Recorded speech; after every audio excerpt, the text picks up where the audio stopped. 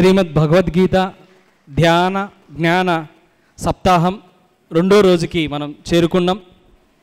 మరి బ్రహ్మర్షి దేవరపల్లి గోపాల్ రెడ్డి గారి వారి యొక్క గీతామృతాన్ని సాక్షాత్తు మనకి కృష్ణ పరమాత్మని రూపంలో ఆయన ద్వారా మనం గీతామృతాన్ని అందుకుంటున్నాం. ఇది మనందరి అదృష్టం, ఇది మనందరి భాగ్యం. ఇవంతా ఇప్పటికిప్పుడు అర్థం కాదు, కానీ కొద్ది రోజుల తర్వాత మనం ఎంత ఆ జ్ఞానాన్ని ఆ ధ్యానాన్ని పొందాము అనేది మనకు అర్థమవుతుంది. ఎందుకంటే భగవద్గీత అందరూ చెప్తారు, ఈ భూమిపైన ఎంతమంది అయినా చెప్తారు, పాడిస్తారు, వినిపిస్తారు, చక్కగా శ్లోకాలు పాడతారు, అర్థాలు చెప్తారు. కానీ అవన్నీ కూడా మన హృదయంలోకి చేరవు. మన హృదయంలోకి ఎలా చేరుతాయంటే, ఎవరైతే ఆ భగవద్గీతని అనుభూతి చెంది భగవద్గీత సారాంశాన్ని ఆ యోగత్వంలో నుంచి చెప్తారో అప్పుడు అది మన హృదయంలోకి చేరుతుంది. మరి అటువంటి మహాయోగి, మరి మహా బ్రహ్మర్షి అయినటువంటి బ్రహ్మర్షి దేవరపల్లి గోపాల్ రెడ్డి గారి వారి నోటి నుంచి ఆ జాలు వారడమే మన భాగ్యం. ఒక యోగి ఏది మాట్లాడినా అది మహా అద్భుతం. పత్రిసారు భగవద్గీత ఒకే శ్లోకాన్ని 100 చోట్ల చెప్తాడు, అదే శ్లోకాన్ని, కానీ ఆ 100 చోట్ల కూడా అందరికీ అంత హృదయం నుంచి తాకుతుంది. కారణము ఆయనకున్న శక్తి, ఆ బ్రహ్మర్షితత్వము, ఆ అనుభూతి చెందడము. మనం చూస్తుంటాం, మనం యూట్యూబ్లలో మిగతా చోట మనము భగవద్గీత కోకొలలుగా ఉంది, భగవద్గీత లేకున్నా లేదు. కానీ ఒక యోగి చెప్పడం వేరు, ఒక యోగి సమక్షంలో మనం ఆ భగవద్గీత వినడం వేరు. అటువంటి గొప్ప భగవద్గీతని, మనందరి గీతని మరి ఎంతో సులభతరం చేయడానికి, మనం అందరం హాయిగా భవిష్యత్తుని మనం ప్రశాంతంగా గడపడానికి భగవద్గీత చాలా ప్రమాదం. మరి నిన్న భగవద్గీత ఇంట్రొడక్షన్ మాత్రమే అందుకున్నాం. ఈరోజు మరి సార్ అందులోకి ప్రవేశించి ఏది వచ్చినా, ఆయన నోటి నుంచి ఏ వాక్ వచ్చినా మరి అది ఒక వరమే మనకి. అది ఏమన్నా రాని, ఒకే శ్లోకం ఒక రోజంతా జరగని, పాఠంలాగా చెప్పుకోవడం కాదు, ఇక్కడ అనుభూతి చెందడమే. ఇక్కడ అనుభూతి తప్ప, అనుభవం తప్ప ఇంకొకటి లేదు. సో మరి ఆ అనుభవానికి మరి మనం సిద్ధమవుదాం, ఆ జ్ఞానామృతాన్ని ప్రసాదించడానికి కోరుకుందాం. ఆ జ్ఞానామృతాన్ని ప్రసాదించే ముందు జీతవనానికి నిరంతరము మనకి సేవలు అందిస్తూ మనం ఈరోజు ఈ కార్యక్రమాలని ఎంతో హాయిగా చేసుకోవడానికి మనకి ఎంతోమంది మాస్టర్స్ ఉన్నారు. అందులో ముఖ్యుడు మరి మన అనంతపురం రుద్రంపేట సీనా గారు వేదిక పైకి వచ్చి జ్యోతి ప్రజ్వలన గావించాలి. గట్టిగా చప్పట్లు కొడదాం. అలాగే మన కృష్ణగిరి నుంచి వచ్చిన దీపా మేడం,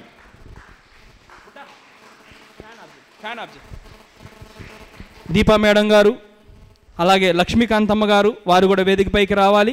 గట్టిగా చప్పట్లు కొడదాం. వీళ్ళందరూ ఎనలేని సేవ అందిస్తుంటారు, రాత్రింబవళ్ళు. వీళ్ళకి కుటుంబం కానీ ఇంకొకటి కానీ వాటికి అంతగా ఇంపార్టెన్స్ ఉండదు. మీకోసమే ఇక్కడికి యోగులు వస్తారు, వాళ్ళకి ఎలాంటి లోటు ఉండకూడదు, వాళ్ళకి అన్ని సౌకర్యాలు అందాలి, ఏ యోగికి ఇబ్బంది కాకూడదు అనే ఒకే ఒక తలంపుతో మరి వారు ఎనలేని సేవలు అందిస్తారు. మరి సార్ కూడా జ్యోతి ప్రజ్వలన గావించాల్సిందిగా కోరుకుంటున్నాను. సార్ గట్టిగా చప్పట్లు కొడదాం.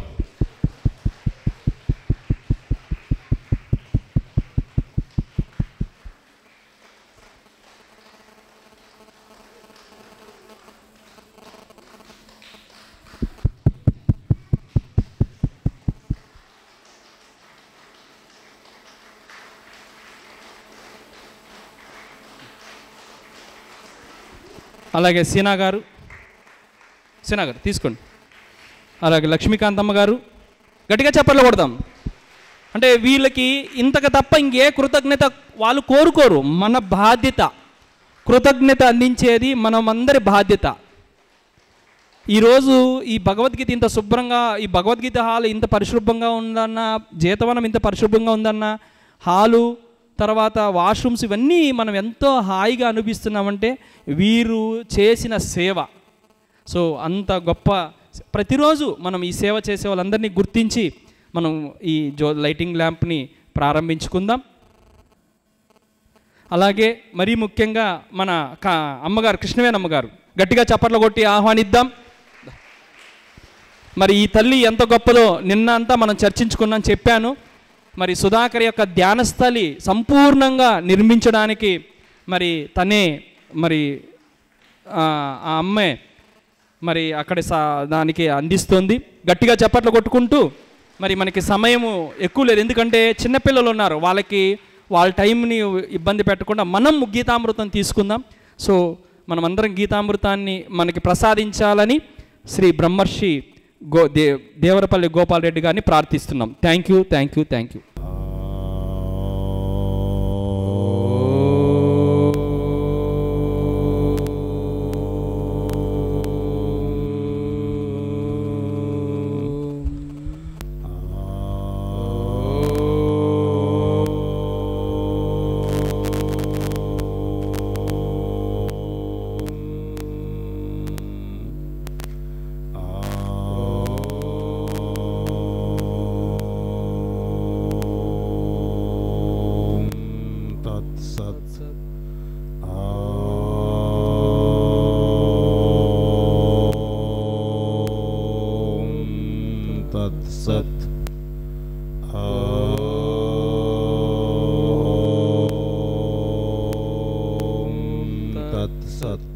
లోకా సమస్త సుఖినో భవంతు, లోకా సమస్త సుఖినో భవంతు, లోకా సమస్త సుఖినో భవంతు.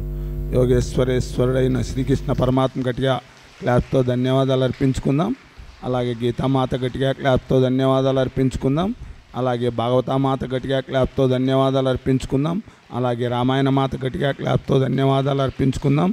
అలాగే మహాభారత మాత గట్టిగా క్లాప్తో ధన్యవాదాలు అర్పించుకుందాం. అలాగే వేదమాత గట్టిగా క్లాప్తో ధన్యవాదాలు అర్పించుకుందాం. అలాగే ప్రకృతి మాత గట్టిగా క్లాప్తో ధన్యవాదాలు అర్పించుకుందాం. అలాగే వ్యాస భగవాన్ని గట్టిగా క్లాప్తో ధన్యవాదాలు అర్పించుకుందాం. అలాగే సుఖ భగవాన్ని గట్టిగా క్లాప్తో ధన్యవాదాలు అర్పించుకుందాం. అలాగే శంకర భగవాన్ని గట్టిగా క్లాప్తో ధన్యవాదాలు అర్పించుకుందాం. అలాగే వాల్మీకి మహర్షి గట్టిగా క్లాప్తో ధన్యవాదాలు అర్పించుకుందాం. అలాగే పోతనామాత్యుల గట్టిగా క్లాప్తో ధన్యవాదాలు అర్పించుకుందాం.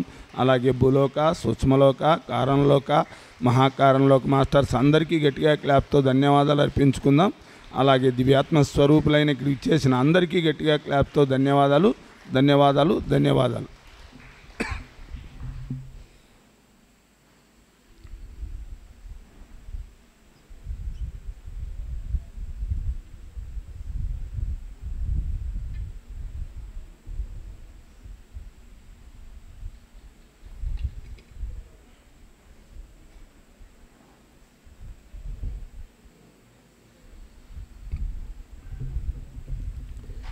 ఈరోజు భగవద్గీత ధ్యాన జ్ఞాన సప్తాహం 2వ రోజు. మనం భగవద్గీతలో ఆత్మజ్ఞానం గురించి తెలుసుకోబోతున్నాం. మానవుడు, ముఖ్యంగా మానవ జన్మ రావడానికి కారణం మోక్షాన్ని పొందడానికే ఈ జన్మ మనం తెచ్చుకున్నాం. అయినా ఇక్కడికి వచ్చిన తర్వాత పూర్తిగా మన జీవిత లక్ష్యాన్ని మరిచి ఇతరత్ర అన్నింటినీ చేస్తూ ఉన్నాం, కానీ ఆత్మజ్ఞానం కోసం మాత్రం ప్రయత్నం చేయడం లేదు. ఒక ఆత్మజ్ఞానం కాకుండా జీవితంలో అన్ని కార్యాలు చేసినప్పటికీ అవన్నీ కూడా నిష్ప్రయోజనం కిందే లెక్కకు వస్తాయి. ఎందుకు అంటే ఇది మామూలు లౌకిక కార్యాలే కాకుండా పారాలౌకిక కార్యాలంటే పరలోకాలకు సంబంధించిన సుఖాలు పొందడానికి చేసేటటువంటి పుణ్యకర్మలైన, నెక్స్ట్ జన్మలకు మహాభాగ్యాన్ని ప్రసాదించేటటువంటి పుణ్యాలైన, అవన్నీ కూడా ఆత్మజ్ఞానం పొందనంత వరకు అన్ని అనిత్యాల కిందే ఉంటాయి. అవి నిత్యం అవ్వవు. ఒక మోక్షం తప్ప ఇతరత్ర మనం ఏది సాధించినప్పటికీ ఆత్మజ్ఞాన విషయం మరిచి ఇతరత్రా కర్మలు ఎన్ని కర్మలు చేసినప్పటికీ ఎన్ని ఫలితాలు పొందినప్పటికీ అవన్నీ తిరిగి జీరోలోకే వస్తూ ఉంటాయి, మళ్ళా శూన్యం అవుతూనే ఉంటాయి. కాబట్టి మానవ జన్మకు లక్ష్యం ఒక మోక్షం మాత్రమే. ఇది తప్ప ఇతరత్ర ఏ కర్మ చేసి ఎంత ఫలితాన్ని పొందినప్పటికీ కూడా అవన్నీ తిరిగి మాయమయ్యేటటువంటివే అనేటటువంటి సత్యాన్ని పూర్తిగా ఏ మానవుడైతే అవగాహన చేసుకొని ఆ మోక్షసిద్ధి కొరకై ప్రయత్నిస్తాడో వాడి జన్మే ధన్యం. లేదంటే మిగతా జన్మలన్నీ ఎన్ని పుణ్యకార్యాలు చేసినప్పటికీ ఎన్ని గొప్ప కార్యాలు చేసినప్పటికీ అవన్నీ కూడా తిరిగి జీరో అవుతూనే ఉంటాయి. కాబట్టి ముఖ్యంగా ఆత్మజ్ఞానం పొందాలి. ఎందుకు ఆత్మజ్ఞానం పొందాలి అంటే పూర్ణ దుఃఖరహిత స్థితి కలగాలి అంటే, పూర్ణంగా దుఃఖము లేని స్థాయి రావాలి అంటే మాత్రం ఆత్మజ్ఞానమే శరణ్యం. అది తప్ప ఇతరత్ర ఏది సాధించినా సుఖదుఖాలు రెండు మనమలను యాతం తొక్కుతూనే ఉంటాయి. ఇది కొంచెం సేపు, అది కొంచెం సేపు. ఎంత మహాపురుషునికైనా ఎంత పుణ్యాత్మునికైనా పుణ్యంతో పాటు పాపం కూడా రెండు, అది ఎక్కువ భాగం ఉండొచ్చు, ఇది తక్కువ భాగం ఉండొచ్చు. కొందరికి పాపం ఎక్కువ ఉండి కష్టాలు ఎక్కువ ఉండొచ్చు, కొందరికి పుణ్యం ఎక్కువ ఉండి సుఖాలు ఎక్కువ ఉండొచ్చు. అయినప్పటికీ ఏది కూడా స్థిరంగా ఉండదు. కర్మానుసారంగా ఏ ప్రాప్తమైతే మనం ఏ ఫలితాన్ని అయితే మనకు ఎదుటికి వస్తుందో దాన్ని అనుభవించాల్సి ఉంటుంది. కాబట్టి ఎన్ని సాధించినా ఎన్ని సంపాదించినా మోక్షకాంక్ష కలిగనంత వరకు అలా పుడుతూ ఉండాల్సిందే, చస్తూ ఉండాల్సిందే, ఈ సంసారంలో తిరుగుతూ ఉండాల్సిందే. తత్వజ్ఞానం ఏర్పడేంత వరకు అంటాడు, పునరపి జననం పునరపి మరణం పునరపి జననీ జఠరే శయనం ఇహ సంసారే బహుదుస్తారే కృపయాపారే పాహి మురారి. ఎన్నిసార్లు పుట్టామో ఎన్నిసార్లు తెచ్చామో, ఎన్నిసార్లు తల్లి గర్భంలోకి వచ్చామో, తల్లికి గర్భశోకం పెట్టామో, అయినా మనం సాధించాల్సిందైతే సాధించలేకపోయాం. అందుకే మళ్ళా తిరిగి జన్మించాల్సిన అవసరం వచ్చింది. ఒక్కసారి మోక్షాన్ని పొందితే ఇక పుట్టాల్సిన పని, చావాల్సిన పని ఉండదు. ఈ జనన మరణ చక్రం నుంచి బయటపడచ్చు, ఈ సుఖదుఖాల నుంచి బయటపడచ్చు, భవబంధాల నుంచి బయటపడచ్చు. ఈ సంసారంలో తిరగడం అనేది ఇక ఉండదు. అయినా దానికోసం మాత్రం మానవుడు ప్రయత్నించడంలే. ఎందుకు అంటే దాన్ని అజ్ఞానము అంటాడు. అంటే ఏదైతే మనం పొందాలో, ఏదైతే చేయాలో అది మనకు పూర్తిగా అవగాహన లేకపోవడం వల్ల దానికోసం మనం ఏ ప్రయత్నము చేయకోకుండా ఇలా నిర్వీర్యంగా జీవితాన్ని గడిపి శరీరాన్ని వదిలిపెడుతూ ఉన్నాం. సర్వ దుఃఖాలకు మూలం ఈ దేహమే. దేహం ఉన్నంత వరకు సుఖదుఖాలు తప్పవు. కాబట్టి దేహానికి కారణం, దుఃఖాల కారణం దేహమే. దేహానికి కారణం కర్మే. కర్మకు కారణం రాగద్వేషాలే. రాగద్వేషాలకు కారణం అజ్ఞానమే. అజ్ఞానం ఉన్నంత వరకు ఇవి కంటిన్యూ ఒకదాని వెంట ఒకటి వెంటబడుతూనే ఉంటాయి. మనల్ని ఆ సంసార పరిభ్రమణంలో త్రిప్పుతూనే ఉంటాయి. కాబట్టి సంసారం నుంచి బయటపడాలంటే, భవబంధాల నుంచి బయటికి రావాలంటే మోక్షాశక్తి కలగాల్సి ఉంటుంది, ఆత్మజ్ఞానం పొందాల్సి ఉంటుంది. దానికోసం భగవద్గీతలో ఇక్కడికి వచ్చిన తర్వాత ఇప్పుడు ఈ సన్నివేశం ఎట్లా ఉంటుందంటే, ఇక్కడికి కృష్ణార్జునులిద్దరూ కురుక్షేత్రం, ధర్మక్షేత్రమైన కురుక్షేత్రంలో ప్రవేశించిన తర్వాత ఇక్కడికి వచ్చింది యుద్ధానికే. అయిన అర్జునుడు తన బంధువులను చూసి విచలితుడయ్యాడు. అంటే మోహానికి గురయ్యాడు.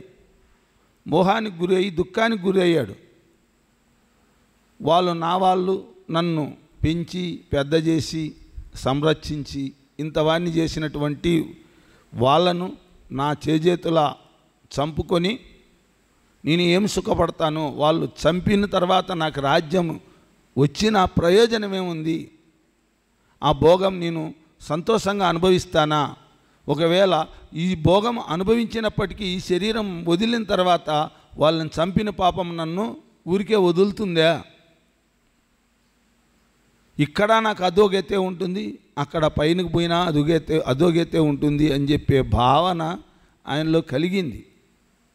కలిగే ఆయనకు భయం ఏర్పడింది, దిగులు ఏర్పడింది, శరీరంలో వణుకొచ్చింది, నాలుక ఎండింది.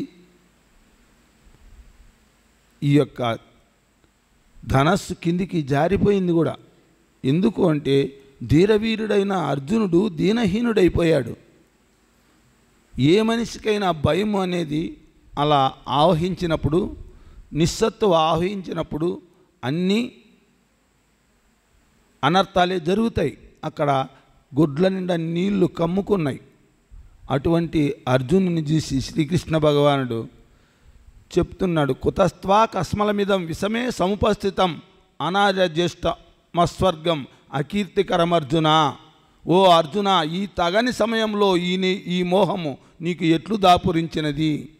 ఇది శ్రేష్ఠులచే ఆచరింపబడినది కాదు, స్వర్గఫలమును ఇచ్చినది కాదు, కీర్తిని కలిగించినది కూడా కాదు. ఏ విధంగా చూసుకున్నా ఇది నీకు నష్టమే కానీ లాభం లేదు, దీని నుంచి ప్రయోజనం లేదు, అంతా నిష్ప్రయోజనమే. ఎందుకు? నువ్వు యుద్ధానికి ఇక్కడికి వచ్చింది, యుద్ధానికి వచ్చావు. వచ్చిన తర్వాత ఇక్కడ యుద్ధం నుంచి పారిపోతే నిన్ను అవహేళన చేస్తారు. నువ్వు ఇంతవరకు నీకు ఒక్క బ్లాక్ మార్కు లేదు, ఎక్కడికి వెళ్ళిన నీ కీర్తి ప్రచండంగా వ్యాపించింది. ఇప్పుడు ఈ యుద్ధం నుంచి వెనుదిరిగితే నువ్వు పిరికోడి కింద లెక్కొస్తావు, నిన్నంతా అవహేళన చేస్తారు. ఇటువంటి పరిస్థితుల్లో నీకు ఈ స్థాయి ఎందుకు వచ్చింది? ఈ తగన సమయంలో, ఈ సమయంలో రావాల్సింది కాదు ఈ మోహం. ఇది యుద్ధం, యుద్ధానికి వచ్చాం కాబట్టి యుద్ధమే చేయాలి. అన్నీ తెలిసే వచ్చావు కదా, తెలియకేం రాలేదు కదా. ఇది యుద్ధం వస్తుందని తెలుసు, యుద్ధంలో అధర్మాన్ని దునుమాడాలని తెలుసు, అధర్మ పరులను శిక్షించాలని తెలుసు, అన్నీ తెలిసే ఇక్కడికి వచ్చావు. దానికోసం ఇప్పుడేం కొత్తగా వచ్చింది కూడా కాదు. ఇది నీకు కీర్తిని ఇవ్వదు, తర్వాత నీకు స్వర్గాన్ని ఇవ్వదు,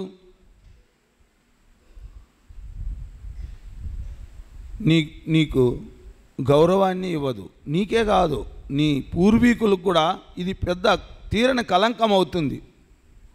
మీది క్షత్రియ జాతి, మీ జాతి లక్షణం ఏం తెలుసా? శిష్టరచన, దుష్ట శిక్షణ. మీ కర్తవ్యం, మీ స్వధర్మం. ప్రతి మనిషికి ఇక్కడికి వచ్చిన తర్వాత రెండు మోహాలు పట్టుకున్నాయి అర్జున్ని. ఒకటేమో సాధారణ మోహం, ఇంకొకటేమో అసాధారణ మోహం. సాధారణ మోహం అది అందరికీ ఉంటుంది, ఇది ఈ దేహమే నేను అనే భావన. మనం ఆత్మస్వరూపులమయ్యిండు కూడా, నిత్యులమయ్యిండు కూడా అనిత్యమైన ఈ శరీరంలో ఉండడం వల్ల ఈ శరీరమే నేననే భావన, ఇది సామాన్యం జనాలందరికీ కూడా ఉంటుంది. ఇది సాధారణ మోహం. ఇగో రెండోది, ఈయనకు అర్జునికి అసాధారణ మోహం కూడా పట్టుకుంది. ఇప్పుడు తను చేయాల్సిన పని, తన కర్తవ్యం మర్చి, అది ఎవడికైనా కర్తవ్యతా దృష్టితో చేసేటటువంటి కర్మలకు పుణ్యపాప ఫలితాలు ఉండవు. ఆయన శాస్త్రజ్ఞానం కలిగినటువంటి వాడు, జ్ఞానము ఉన్నటువంటి వాడు, అయినా దాన్ని మరిచాడు. తండ్రి, తాత, మేనమామ, తల్లె, బిడ్డ అనే విషయంలో కర్తవ్య దృష్టితో ఉండి, ఇప్పుడు జడ్జిగా ఉన్నాడనుకో, ఒక జడ్జి స్థానంలో ఉన్నప్పుడు ఆయన కర్తవ్యము ధర్మాన్ని పాటించడమే. అక్కడ ఏదైతే సత్యం అనిపించిందో దానికి అనుగుణంగానే నడవాల్సి ఉంటుంది. అంతేగాని నా వాళ్ళని ఒక తీర్పు, ఇతరుల వాళ్ళని ఒక తీర్పు ఇవ్వకూడదు. న్యాయాన్యాయాల మధ్య అక్కడ తీర్పు ఇవ్వాల్సి ఉంటుంది. కాబట్టి ఇక్కడ కూడా అర్జునుడు క్షత్రియుడు. ఈ క్షత్రియులకి స్వధర్మం శిష్టరచన దుష్ట శిక్షణ. దుష్టులను శిక్షించాలి, శిష్టులను రక్షించాలి. ఇప్పుడు దుర్మార్గము ప్రబలింది. దుర్యోధనాదులు వాళ్ళు చేయని పాపమంటూ లేదు, వాళ్ళు పెట్టని హింసలంటూ లేవు. ఆతతాయిలు అంటారు. ఆతతాయిలు అంటే 6 రకాలుగా మారణ హోమాలు చేసే వాళ్ళని ఆతతాయిలు అంటారు. ఒక్కదాన్ని చేస్తే కూడా వాడిని చంపినా పాపం రాదు అంటారు. ఇంటికి ఎవడైనా నిప్పి పెట్టేవాడు, మారణాయుధాలు ధరించి భయపెడుతూ తిరిగేవాడు, భూకబ్జాలు చేసేవాడు, దొంగతనాలు చేసేవాడు, పరస్త్రీలను మానాలను దోచుకునేవాడు, వీళ్ళ విషయంలో ఏం ములాజ్ ఉండకూడదు అంటుంది శాస్త్రం. వాడు చేసిన తప్పుకు వాడిని చంపినా పాపం లేదు అంటుంది. అయితే ఇక్కడ వీళ్లకు నీళ్ళల్లో తోసేవాడు, ఇలా నీళ్ళల్లో తోసి చంపేవాళ్ళు ఇలా ఉన్నారు. ఈ 6 దానిలోనూ ఆతతాయిలు అంటే అన్ని లక్షణాలు వీళ్ళలో ఉన్నాయి, ఒక లక్షణం కాదు. వీళ్ళు నిప్పు పెట్టారు, భీముని నీళ్ళలోనూ దోశారు, స్త్రీకి పరాభావము చేశారు. వీళ్ళు చేయని తప్పిదం అంటే లేనే లేదు, అన్నీ చేశారు. కాబట్టి వీళ్ళని చంపడానికి నువ్వెందుకు ఎనుకాడుతున్నావు? వీళ్ళు దుష్టులు. దుష్ట శిక్షణ శిష్టరచన నీకు కర్తవ్యం అని చెప్పి ఇక్కడ ఆయనకి ఏమి కొరబడిందో సాక్షాత్ భగవానుడు కాబట్టి, సర్వజ్ఞుడు కాబట్టి, ఆయనకు అన్నీ తెలుసు కాబట్టి అర్జునునిలో ఏ లోపం ఉందో ఆ లోపాన్ని సరిదిద్దేకి ఆ అర్జునునికే కాదు సమస్త మానవుల్లో ఉండేటటువంటి దోషం ఒక అజ్ఞానమే. అజ్ఞానం ఎప్పుడైతే ఉంటుందో సర్వ అరిష్టాలు వాని దగ్గర ఉంటాయి, సర్వ దోషాలు వాని దగ్గర ఉంటాయి. ఆత్మజ్ఞానం కలగనంత వరకు మానవుడు అపవిత్రుడుగానే ఉంటాడు, వాడు పవిత్రుడు కాదు.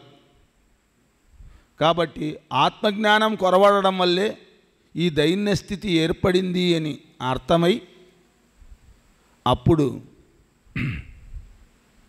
కృష్ణుడు ఆయనకు బోధిస్తున్నాడు. అయ్యా, నువ్వు ఎందుకు ఏడుస్తున్నావు? ఎవరిని గురించి ఏడుస్తున్నావు? ఏడవాల్సిన వాళ్ళ కోసమైతే ఏడు, నువ్వు ఏడవాల్సిన కోళ్ళ కోసం కాదు ఏడుస్తాండేది. అశోచ్యాన్ అన్వశోచస్త్వం ప్రజ్ఞావాదాంస భాససే గతాసు నగతాసుంచ నాను శోచంతి పండితాహ.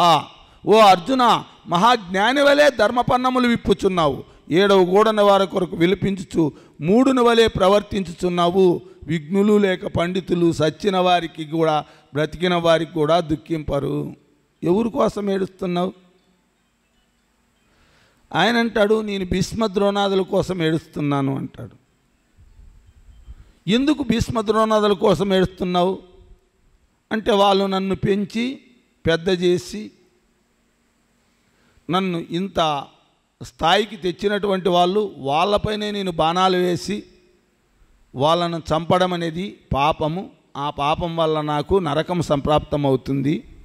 ఒకవేళ భూలోక రాజ్యం పొందినప్పటికీ అది నాకు బాధనే కలిగిస్తుంది కానీ సంతోషాన్ని కలిగించదు.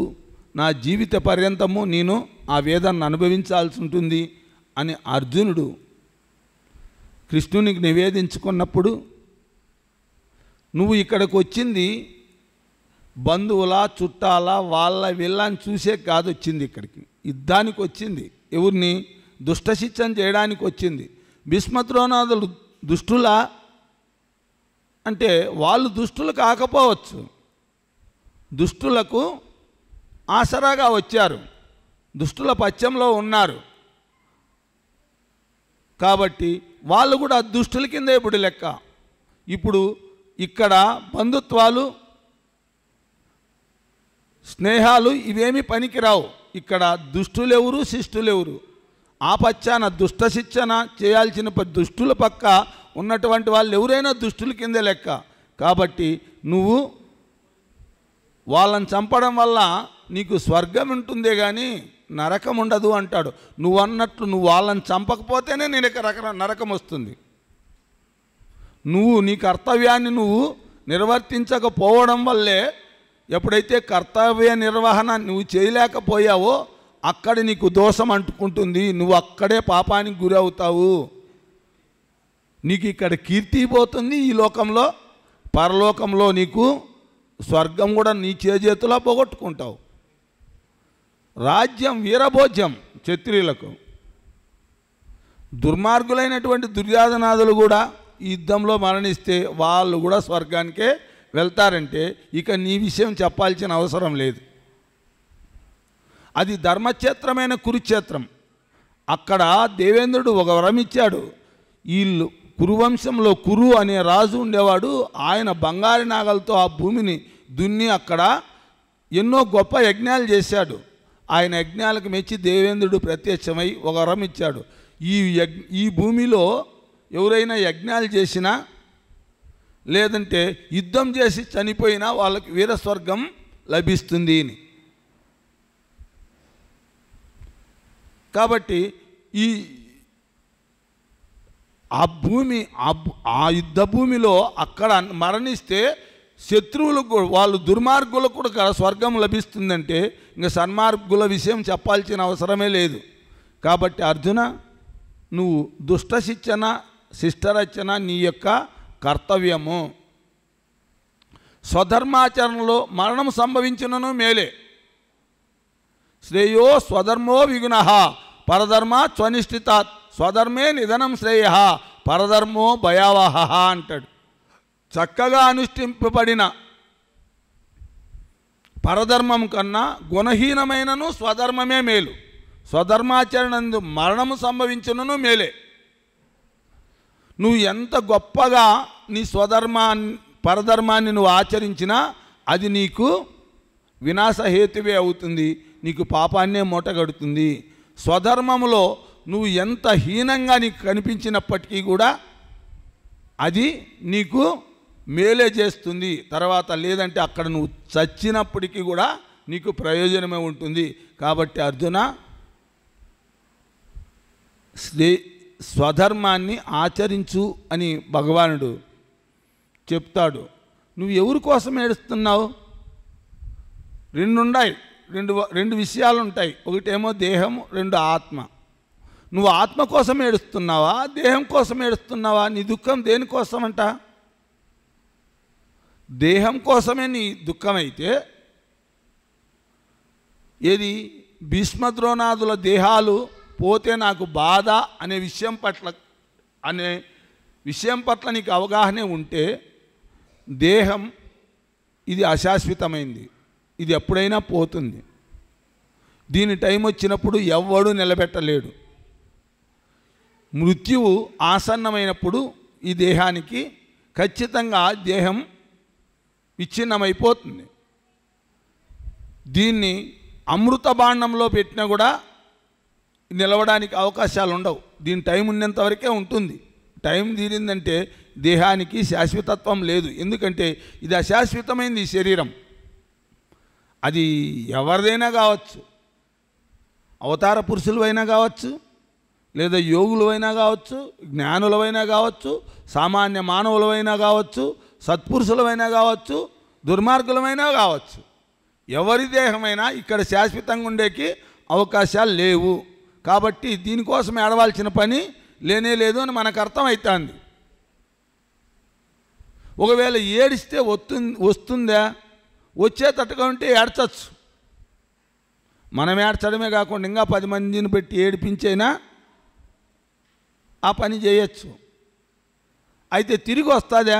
ప్రాణం పోయింది అంటే ఇక తిరిగి రాదు. అది శవం. ఇప్పుడు ఇంక మళ్ళా శివం కాదు. కాబట్టి అది శవమే. కాబట్టి దాంట్లోకి తిరిగి ప్రాణం రావడం అనేది జరగదు. కాబట్టి దానికోసం ఏడవలసిన అవసరం లేదు. ఏడిస్తే రాదు. ఏడవడం వల్ల ఏం ప్రయోజనం ఉంది? అది నిష్ప్రయోజనమైన పని. యోగ్యుడైనటువంటి వాడు నిష్ప్రయోజనమైన పని ఏది చేయడు. ఎవడు అజ్ఞాని, ఏమీ తెలియనటువంటి వాడు ఏడుస్తాడే కానీ జ్ఞాని ఎప్పుడు సచ్చినోనికి ఏడ్చాడు, బ్రతికినోనికి ఏడ్చాడు. ఎందుకంటే ఆయనకు తెలుసు కాబట్టి దాని తత్వం, ఆ శరీర తత్వం ఆయనకు అవగాహనలో ఉంది కాబట్టి అది ఎంతవరకు ఉండాలో అంతవరకు ఉంటుంది, దాని టైం తీరిపోతానే అది పోతుంది అని ఆయనకు తెలుసు కాబట్టి అది ఇతరులైనప్పటికీ తనదైనప్పటికీ కూడా తన శరీరమైనప్పటికీ కూడా దీనికి తీరినప్పుడు ఇది పోతుంది అని ఆయనకు పూర్తి అవగాహన ఉంటుంది కాబట్టి వాళ్ళలో దుఃఖం కలగదు. నువ్వేమో జ్ఞాని మాదిరి మాటలు ఉన్నాయి, జ్ఞానివే అనుకుంటే జ్ఞానికి ఏడ్చాల్సిన అవసరం లేదు, ఎందుకంటే అర్థమై ఉంటుంది కాబట్టి. మాటలు చూస్తే కోటలు దాడతాయి, గడప నడక చూస్తే గడప దాటడంలే.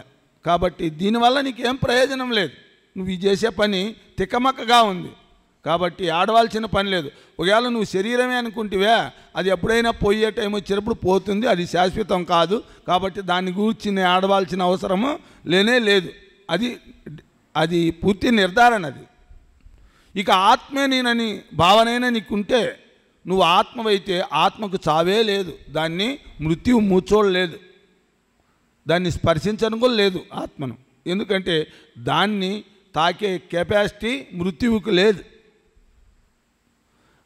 ఈ భౌతిక శరీరం అంటే మృత్యు ఆధీనంలో ఉంటుంది కాబట్టి అది ఎటు దాని టైం వచ్చినప్పుడు వెళ్ళిపోతుంది, మృత్యువు తీసుకుపోతుంది. ఈ ఆత్మకు మృత్యువు సమీపానికి కూడా రాలేదు, ఎందుకంటే దానికి అది నిత్యం కాబట్టి ఈ విధంగా చూసుకున్నా ఆ విధంగా చూసుకున్నా నువ్వు ఏడవాల్సిన పని అయితే లేనే లేదు. కాబట్టి ఎందుకు ఏడుస్తున్నావు అని ఇక్కడ ఎందుకు ఆత్మజ్ఞానం, ఇక్కడి నుంచి ఆత్మజ్ఞానం కరువైంది కాబట్టి అర్జునునికి దుఃఖం వచ్చింది. అర్జునునికి ఒక్కనికే కాదు మనందరికీ కూడా దుఃఖం ఉంది అంటే అజ్ఞానం వల్లే దుఃఖం ఉంది, కానీ జ్ఞానికి ఎప్పుడూ దుఃఖం లేదు. జ్ఞానం కొరవడడం వల్లే మనకు కూడా దుఃఖాలు ఉన్నాయి. ఈ ప్రపంచంలో సృష్టిలో ఏది పోగొట్టుకునేది లేదు, సంపాదించుకునేది కూడా లేదు. చాలామంది మనం ఏమనుకుంటామంటే ఇప్పుడు సంపాదించినప్పుడు సంతోషపడుతున్నాం, పోయినప్పుడు బాధపడుతున్నాం. ఈ సంపాదించినవి కానీ పోగొట్టుకున్నవి కానీ ఏవి మనవి కాదు అనేటటువంటి సత్యం మన అవగాహనలో ఉంటే మనం పోయినప్పుడు ఏడతాము, వచ్చినప్పుడు సంతోషపడం. ఈ విషయం బాగా గుర్తుందనుకో మనకు.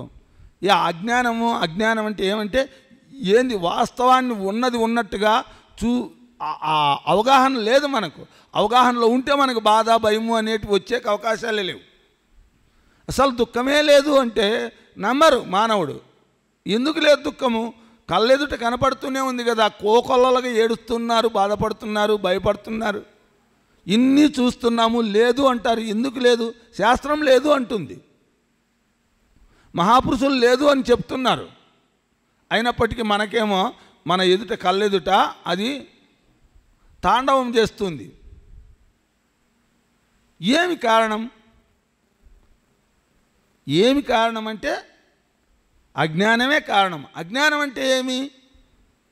ఏదైతే వాస్తవమో వాస్తవాన్ని వాస్తవంగా చూసే ఆ అవగాహన స్థితి, ఆ దృష్టి మనకు లేకపోవడం వల్లే మనకు దుఃఖం ఉంది. ఈ ప్రపంచంలో ఏవి శాశ్వతం కాదు. ఎన్ని సంపాదించినా ఎన్ని సాధించినా వెళ్ళిపోతాయి. అవి ఎప్పుడైనా పోతాయి. అందరికీ పోతాయా, కొందరికే పోతాయా అనే డౌట్ కూడా ఉండదా? అందరివి పోతాయా? ఏవి ఈ భూమి మీద నావి అనుకున్నవన్నీ కూడా, అది వస్తువుల దగ్గర నుంచి వ్యక్తుల వరకు మొత్తం ఎట్టు జడ్డు ఏదైనా కానిలే, అన్నీ ఏదో ఒక రోజు పోగొట్టుకోవాల్సిన, వదిలిపెట్టాల్సిన అవసరం వస్తుందే రాదా? ఇది అందరికీ తెలుసా తెలీదా? తెలిసినప్పుడు ఇంక మరి ఇప్పుడు పోతే నష్టం వచ్చిందేముంది? అప్పుడైనా పోయేటివే కదా. ఇప్పుడు కొంత పోతాయేమో, అప్పుడు అన్నీ ఒకసారి పోతాయి కదా. అన్నీ ఏంటి పోతాయి? అప్పుడు భార్య పోతుంది, పిల్లలు పోతారు, ఇల్లు పోతాయి, వాకిలు పోతుంది, ధనం పోతుంది, ఆస్తులు పోతాయి, కీర్తి పోతుంది, ప్రతిష్ట పోతుంది, ఎట్టు జడ్డు ఎగిరిపోతాయి కదా. ఎప్పుడైనా పోయేటివే కదా. ఇంకా పొయ్యేటవే అనే దానికి పొయ్యే దానిల కోసం ఎందుకు ఏడసాలా అంటే ఏం చెప్తాం? ఏడసాల్సిన అవసరం ఉందంటారా? ఉంటుందా? ఒకవేళ ఇప్పుడున్నే మళ్ళైనా పోయేదే కదా. ఏదో పెద్ద రోగం వస్తే హాస్పిటల్లో చేరుస్తాం, మళ్ళీ ఆడగిన కొంచెము మళ్ళీ కోలుకుంటే మళ్ళీ సంతోషిస్తాం, అవునా? అయినా సంతోషిస్తాం, ఇంటికి తెచ్చుకుంటాం, ఆనందపడతాం. అయినా నిలుపుతాడామా? తల్లిని కానీ, తండ్రిని కానీ, భార్యని కానీ, పిల్లల్ని కానీ, ఎవరినైనా చావు దగ్గరకు వెళ్ళిన వాళ్ళను కూడా మన ధనంతోనో మన యొక్క పరపతితోనో ఏ దాంతోనో దాన్ని వెనక్కి వాళ్ళని తీసుకొచ్చినప్పటికీ ఏమైనా ఎవరైనా శాశ్వతంగా ఉన్నటువంటి వాళ్ళు ఉండారా? వచ్చిన వాళ్ళు మళ్ళా అయినా ఎగిరిపోయిన వాళ్ళు ఉండారా? లేదంటే అట్లే ఇంకా బాగు చేయించుకున్నాక డాక్టర్లు బాగు చేసినాక అట్లే బాగుండారా? లేదా మళ్ళా మామూలుకి వచ్చారా? ఆయుస్సు ఉన్నంత వరకు నువ్వు ఎట్లా ఉన్నప్పటికీ, ఎక్కడున్నప్పటికీ, నువ్వు డాక్టర్ దగ్గరికి పోయినప్పటికీ పోనప్పటికీ కూడా నిన్ను మృత్యువు తాకలేదు. ఆయుస్సు తీరిందా, నీ చుట్టూ ఫారినర్ డాక్టర్లను అందరినీ పక్కనే పెట్టినప్పటికీ కూడా అక్కడ మృత్యువు ఎత్తుకెళ్ళే పోతుంది. ఎవరు అడ్డగించలేరు.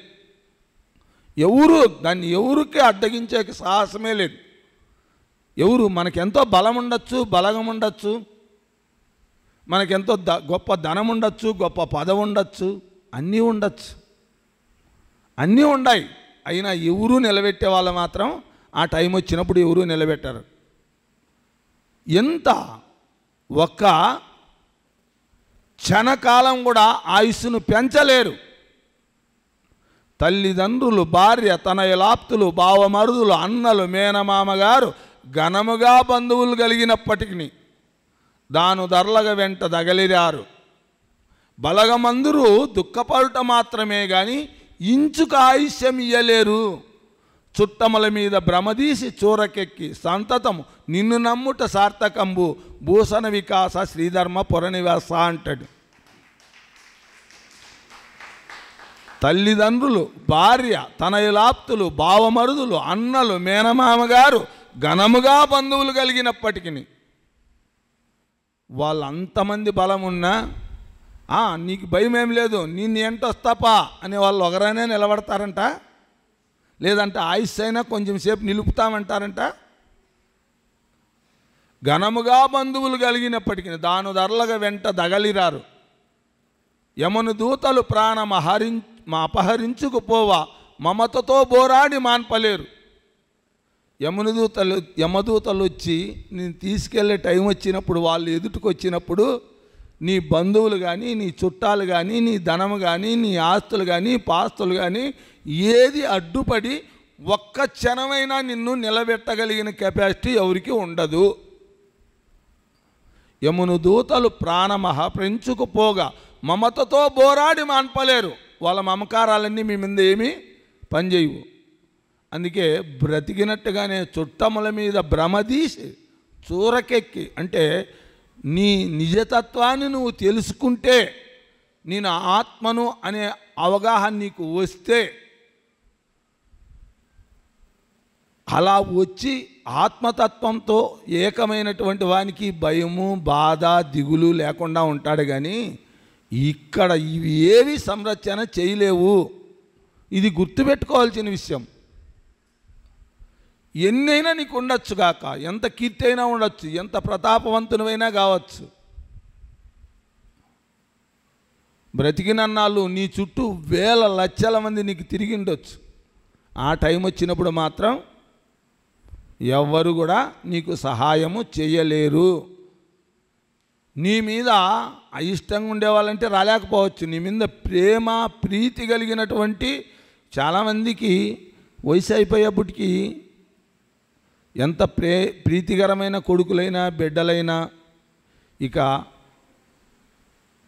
పోతేనే మేలే అనేది ఉంటుంది. బయటికి మాత్రం ఉండాలని కోరుకున్నట్టుగా నటిస్తారేమో కానీ చాలామందికి మాత్రం కొన్ని దినాలు భారం అయిందనుకో ఇంక వెళ్ళిపోయేదే మేలబ్బా, ఎందుకంటే వాళ్ళు బతికితే మనకు భారం అవుతుందని చాలామంది భావనలో ఉంటుంది. అట్లా లేదనుకో, భార్యకు కూడా లాస్ట్కు అంత ఇష్టమైన భార్య కూడా ఇంక వెళ్ళిపోయేదే మేలు, ఈ బాధ అంతా నేను పడలేను అనే సాటికే వచ్చేస్తుంది. లేదు, అటువంటి పరిస్థితుల్లో కూడా ఎన్ని బాధలవన్నా ఎంత భారమైనా తన భర్తను వదిలి ఉండడానికి ఇష్టపడిన తల్లులు కూడా ఉండొచ్చు. ఒకవేళ అటువంటి తల్లి అయినా ఆపుతుందా? అటువంటి తల్లి కూడా ఆపేకి శక్తి లేదు. తన కొడుకులు బిడ్డలు, ఇంకా భార్య ఇడిస్తే కొడుకులు బిడ్డలకు ఉంటుంది అని కలికాలంలో చెప్పేకి లేదు. ఒకవేళ అటు ప్రియమైన కొడుకులు కూతుర్లు ఉన్నప్పటికీ వాళ్ళైనా ఆపుతారా?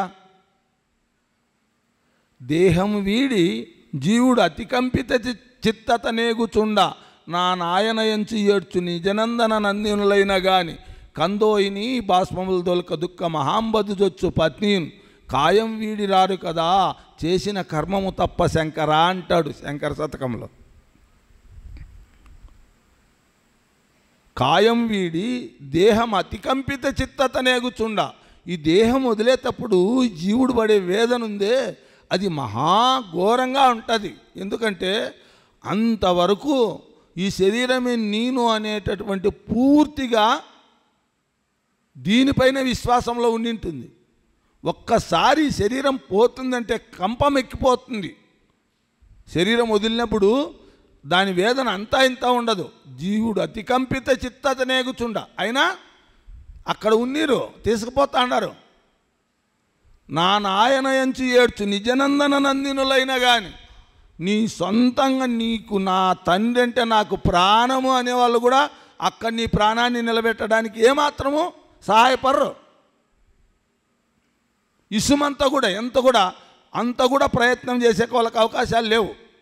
నిజనందన నందినులైన కానీ అంటే కొడుకైనా కానీ బిడ్డ అయినా కానీ,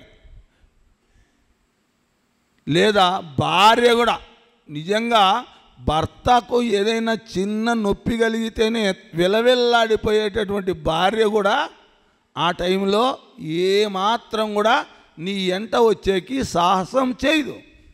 సరే నువ్వు పోతాండావు, నేనెందుకు ఈ శరీరం, నేను కూడా వదిలిపెడతాను అందు. నువ్వు లేకపోతే నా ప్రాణం ఒక్క క్షణం ఉండదనే వాళ్ళు కూడా అప్పుడు కూడా వాళ్ళు తన ప్రాణాన్ని వదిలిపెట్టి భర్త వెంట ప్రయాణం అవ్వడానికి సిద్ధమవ్వరు. నిజనందన నందినులైన కానీ కందోయిని బాష్పములు దొలుక దుఃఖ మహాంబదు జొచ్చు పత్ని, ఏకదాటిగా కలనీళ్ళు పెట్టేటటువంటి భార్య కూడా తన వెంట రావడానికైతే ఇష్టపడదు.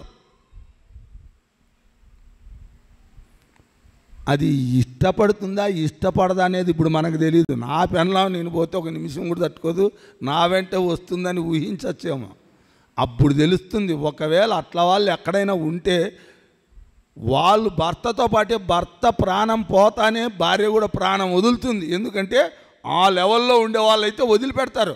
వాళ్ళు సహజంగా కాదు, ఇంక అయిపోయింది భర్త లేడంటే ఇంక నాకు ఈ శరీరం అనవసరము అని వెంటనే ఆ వాళ్ళు కూడా శరీరాన్ని త్యజిస్తారు. భర్త అయినా అంతే, భార్య అయినా అంతే. మళ్ళీ భార్య అనుకోవద్దండి, మళ్ళీ పొరపాటున ఏం సార్ మగబుద్ధి చూపిస్తాడు అనుకోవద్దండి.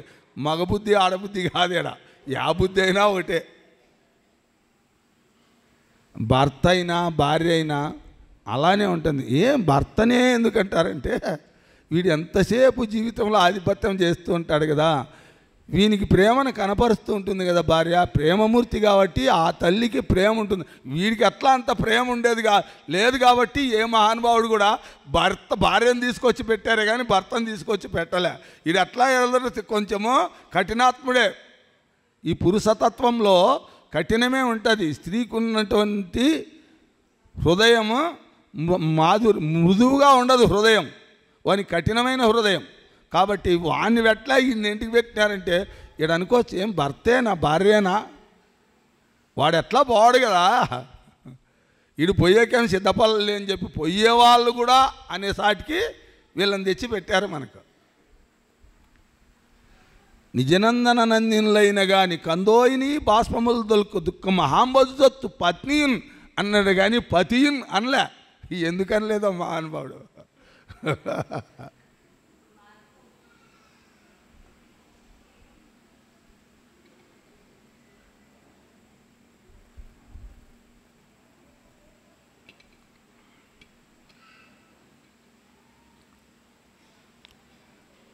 ఇదంతా తెలుసు కదా, ఏవి శాశ్వతం కాదని అర్థమైంది కదా. మాట వరుసకైనా మనం కూడా అనుకుంటా అంటాం ఏదేం శాశ్వతం అని. ఇవి శాశ్వతం కావని తెలుసు, ఇవి పోతాయని తెలుసు. ఈరోజు కొందరికి పోవచ్చు, అన్నీ ఒకసారి పోవచ్చు, మొత్తం ఎటు జట్టు పోగొట్టుకుంటారు ఒకటేసారి. ఒక్క ఏటు మాత్రం మొత్తం అంతా తీసేస్తుంది. చావు అనే ఒక వేడితో మనమేమో ఆ వైపు, అవన్నీ ఈ వైపు. కనీసం సూది మనంతా కూడా మనము మళ్ళీ దాన్ని అందుకోలేం, దాన్ని స్పర్శించనుకోలేం. సూది మనంతా కూడా మనము కొండంత సంపదను సంపాదించిన సూది మనంత సంపదన కూడా మనకు చేతుల్లోకి తీసుకోలేము. ఇంకా ఏది చావు అనే ఒక వేటుతో అవన్నీ ఆ వైపు, మనమేమో ఈ వైపు. ఇక మనకు దానికి ఏ సంబంధాలు ఉండవు. ఇది ఇంత తెలుసా తెలీదా? ఈ అర్జునునికేనా? మనకు బుద్ధినిచ్చినాడు కదా భగవానుడు, మనకు దాన్ని అర్థం అవుతుంది కదా. వాస్తవంగా ఇది అవన్నీ పోతాయనే ఏదన్నా అందరికీ నమ్మకం ఉందా? మీరు మిగతాది నమ్మచ్చో నమ్మలేకపోవచ్చు, ఇది కూడా నమ్ముతారా నమ్మరా? అన్నీ ఓసారి పోయేదేం ఖాయమే అనేదన్నా నమ్ముతారా? ఎంతమంది నమ్ముతారో చేతులు ఎత్తండి.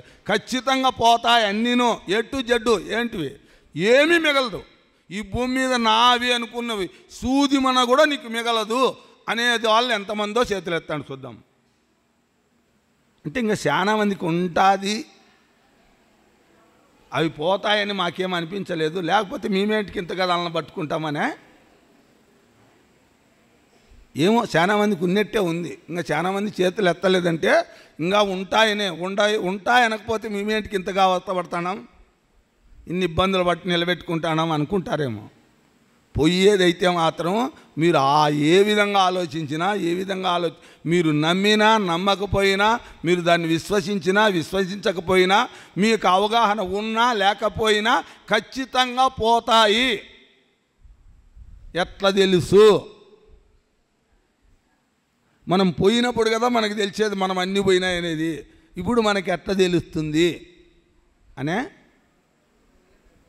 నేను పోయినప్పుడు కదా నాకు అన్నీ జారిపోయినాయి అనేది నాకు అర్థమయ్యేది. ఇప్పుడు ఎట్లా అర్థమవుతుంది? నాకు అర్థమవుతుందా? మనం పోయినప్పుడైనా అర్థమయ్యేది, పోకనే కూడా అర్థమవుతుందా? ఎట్లయితుంది? మనం చూస్తున్నాం కదా, ఎవడు కూడా ఏమీ తీసుకుపోయినట్టు మనకు. పోయినోడలో పిటికిని మన్ను తీసుకుపోయింటే కూడా ఇంతవరకు అసలు ఈ భూమి ఉండిండదు. ఇప్పటికి పోయినోడల్లో అన్ని సామాన్లు సొత్తులు అన్నీ కావటం, పోయినోడల్లో పిటికిని మన్ను తీసుకుపోయింటే కూడా అసలు భూమండలమే మిగిలిండదు. ఇప్పటికి అయిపోయింది, భూమి కరిగిపోయింది. ఇంకా పోతాయనేది గ్యారంటీ. అయినా మోహం అనేది ఉంటాయి అనకపోతే ఇంత పాపాన్ని మూటగట్టుకో. చేసిన కర్మము వెంటొచ్చేది ఒకటి అంటాడు, చేసిన కర్మము తప్ప శంకరా అని. అప్పుడు పోయినప్పుడు వచ్చేది కానీ నీకు ఒకటి ఉందియా, ఏది ఉందంటే నువ్వు చేసిన కర్మ ఫలం ఉందే అది మాత్రం నీ వెంట వస్తుంది అంటాడు. కర్మ ఫలం వెంట వస్తుంది అని చెప్పినప్పటికీ, మన చెవుల్లో పడ్డప్పటికీ, మనకు అర్థమైనప్పటికీ, మనకు కర్మఫలం నా ఎంట ఉంటుంది కదా. నేను పాపం చేస్తే పాప ఫలము నా ఎంట ఉంటుంది, పుణ్యం చేస్తే నా పుణ్యఫలము నా ఎంట ఉంటుంది అని తెలిసినా మనం ఇంకా పాపమే చేస్తున్నాం కానీ పుణ్యానికి సిద్ధం కాలేకపోతున్నాం. ఎక్కువ చేసినప్పటికీ పుణ్యం చేసినా ఎక్కువ పాపాలే చేసుకుంటామేమో, పుణ్యాలు తక్కువే చేసుకుంటాం.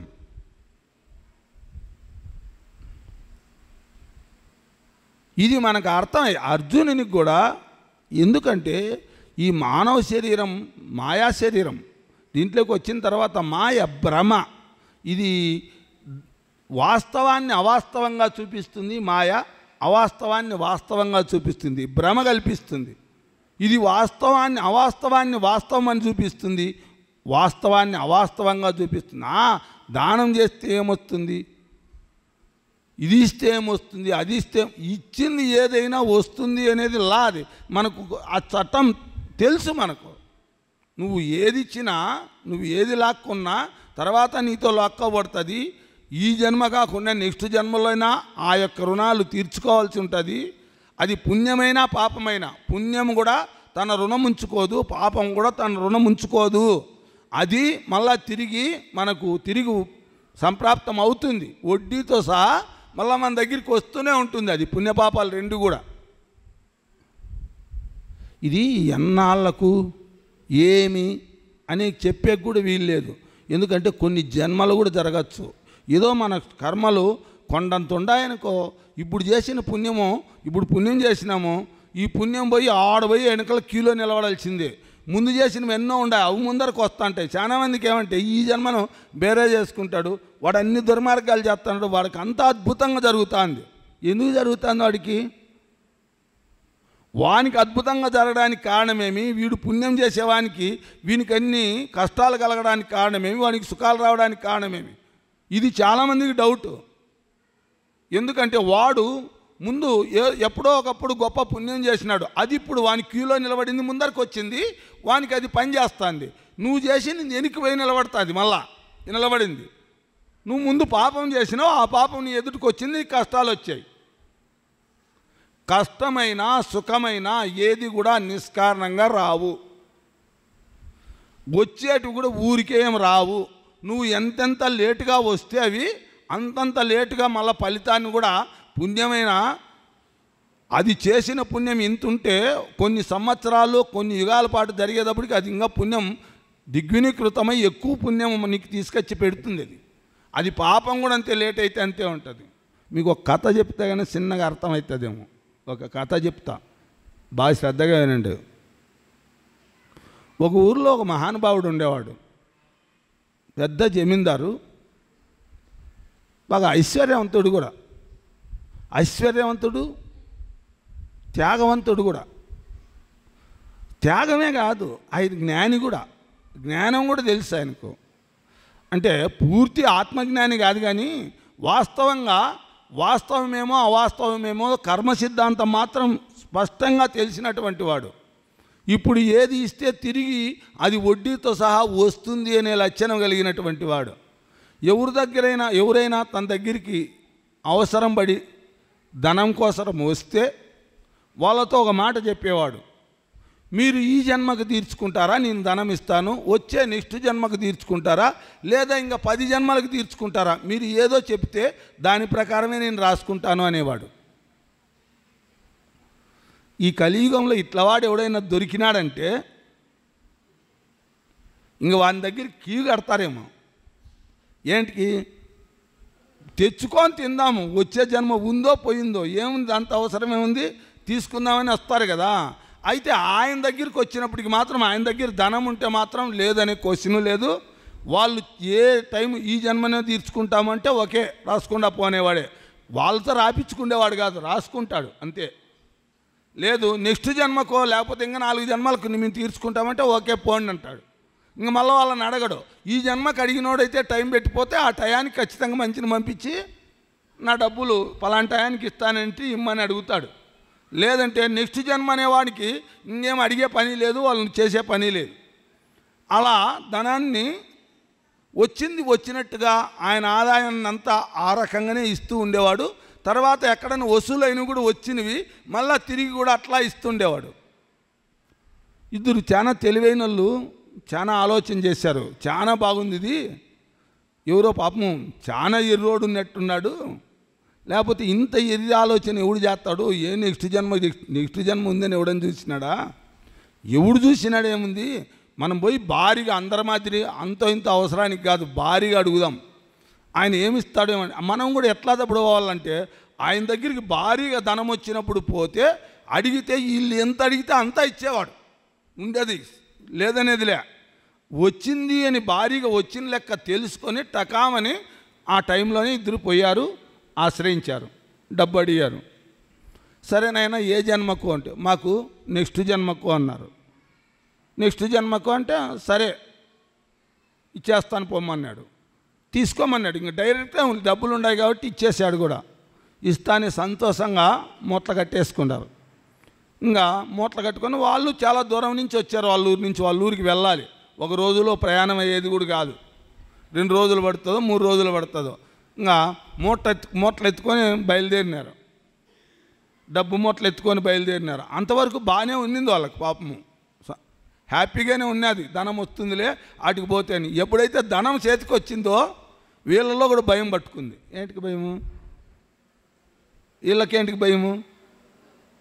ఎవడే ఏమో మేము ఆయన దగ్గర డబ్బు ఉంది అని ఆయన దగ్గరికి పోయి అడిగినట్టుగానే మా దగ్గర డబ్బు వచ్చింది వీళ్ళకి ఇచ్చినాడు అని తెలిస్తే కూడా ఇంకోడు ఎవడో మా మీద అటాక్ చేసేకి కూడా అవకాశం ఉంటుంది కదా అని భయపడుతూనే పోయారు. ఒక ఊరికి పోయేటప్పటికి ఒక చీకటి పడిపోయింది.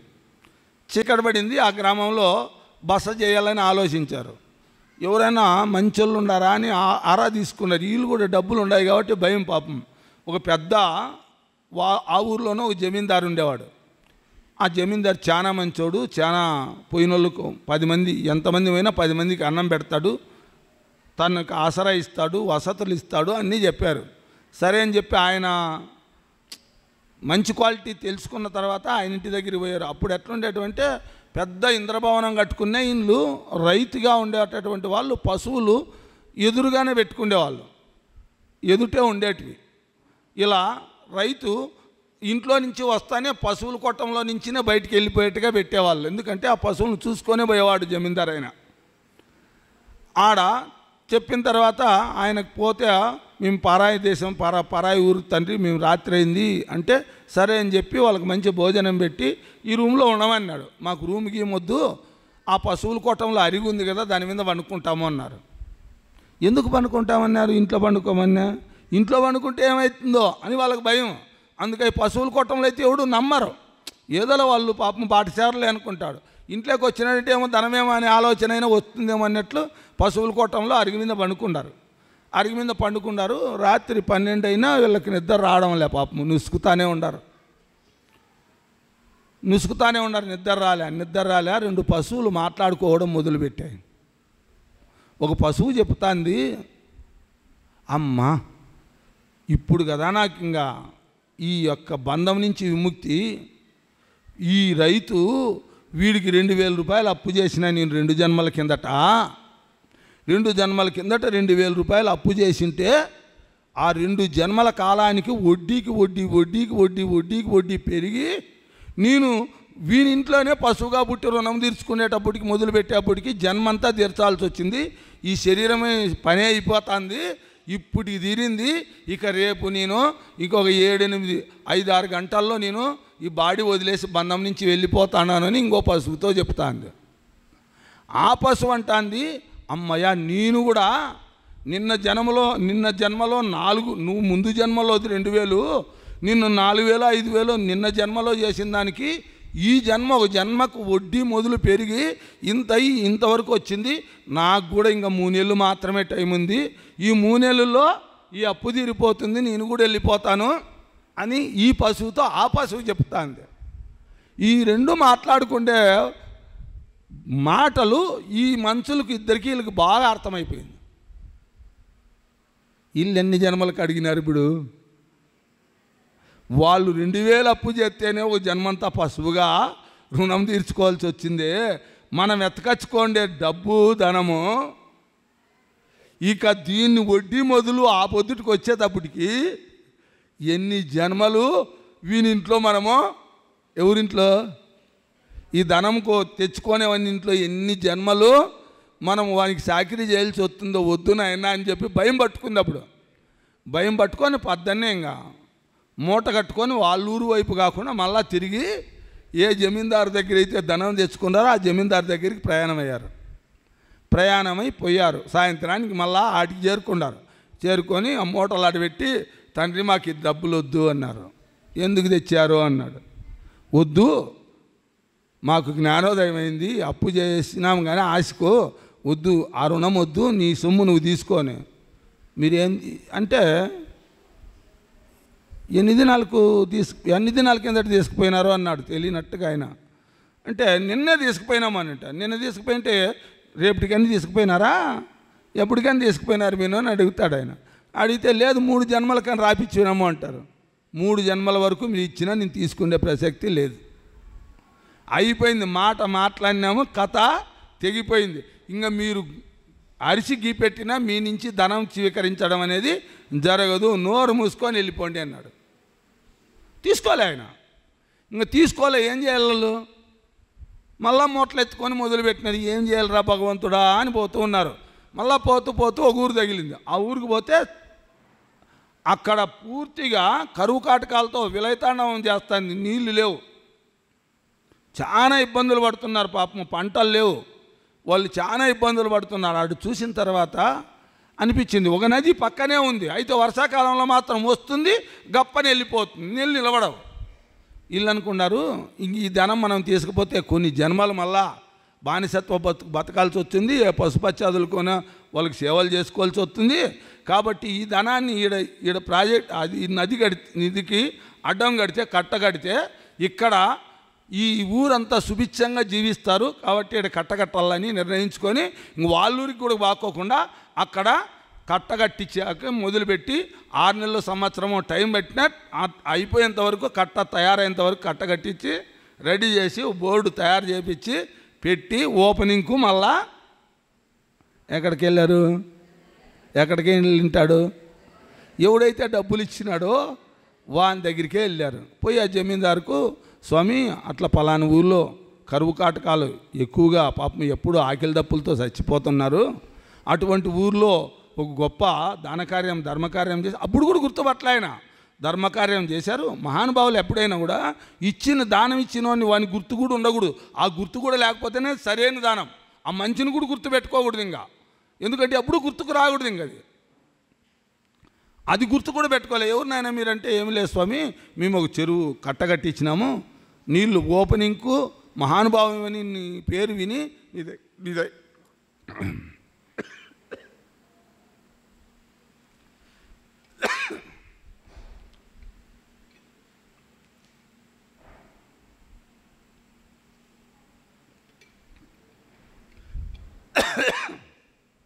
నీ దగ్గరికి వచ్చినాము, నువ్వు వచ్చి ఓపెనింగ్ చేస్తే వాళ్ళు నీ హస్తం పుణ్యహస్తం కాబట్టి అద్భుతంగా ఉంటుంది, రమ్మని చెప్పి అడిగారు. అడిగితే సరేనైనా దానికేం ఓకేను అని చెప్పి వచ్చాడు ఆయన. వస్తాను పదా అన్నాడు, వచ్చాడు. తర్వాత అది పూర్తిగా అది చేసి రిబ్బన్ కటింగ్ చేసి అది ఓపెన్ చేస్తారు కదా, ఓపెన్ చేసినప్పుడు చూస్తే ఈయన పేరు ఉంది. ఎవరి పేరు? ఈ జమీందారు పేరే ఉంది, వాళ్ళ పేరు వేసుకోలే, ఈయన పేరు వేశారు. ధర్మం, ఆయన ధర్మం అనే వేశారు. చూసి ఎవరిదే పేరు? నా పేరు కనపడినట్టుంది, ఇది ఎవరు? ఏది నా ఇంటి పేరు కూడా అదే కనపడుతుంది, ఏంది ఇది విషయం, ఎవరు అంటే ఇది నీ పేరేను అన్నారు. నా పేరు ఎందుకు వేసినారు? నేనేం దానం చేసిన, నేనేమి ఇచ్చిన, దీనికి నయా పైసా కూడా వేయలేదు, నా పేరు ఎందుకు వేసినారంటే నువ్వు నయా పైసా ఇవ్వలేదు, నాకు 3 జన్మల కని మేము తెచ్చుకుని లెక్క అంతా తీసుకొచ్చి దీనికి పెట్టినాము, అందుకోసం నీ పేరు వేయించినావు, నువ్వు తీసుకోలేనికి తెచ్చాను అందుకు అని చెప్పాను అన్నాడు.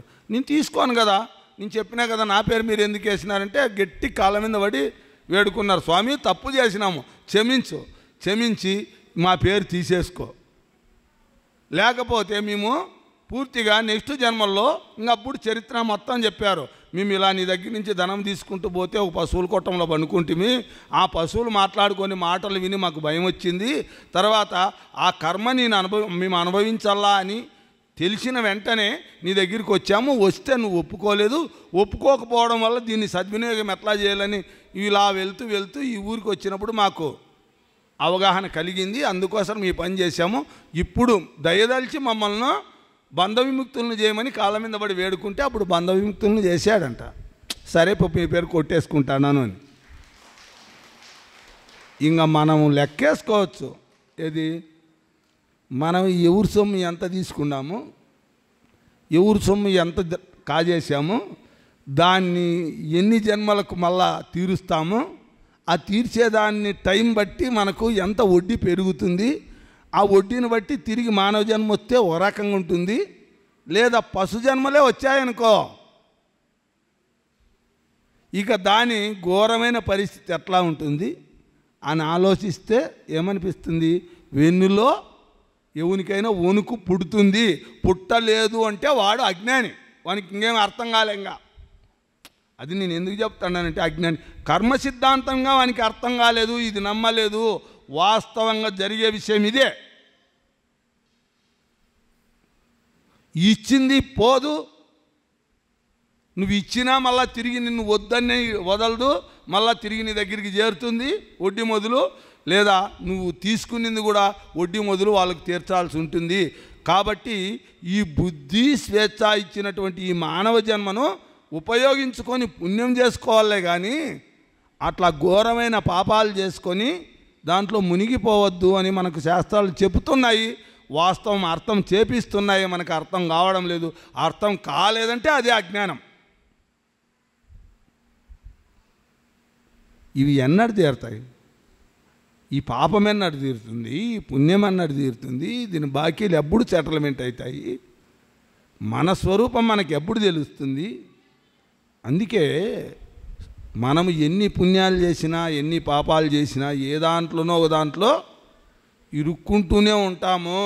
కాబట్టి పుణ్యపాపాల రెండింటినీ అధిగమించి ఆత్మజ్ఞానం కలిగేంతవరకు భవబంధాల నుంచి విముక్తి కలగదు మానవునికి. ఆ భవబంధాలను తొలగించుకునే శక్తి, స్వరూప జ్ఞానం పొందే శక్తి కేవలం మానవ జన్మకే ఉంది. దాన్ని ఉపయోగించుకోకపోతే మానవ జన్మ వ్యర్థమైపోతుంది. ఈ జన్మలోకి వచ్చి కూడా, మానవ జన్మలోకి వచ్చి కూడా ఇప్పుడు అప్పు చేయడం ఏంది? ఇంకా తప్పు చేయడం ఏంది? ఆ రుణాలు పాలవడం ఏంది?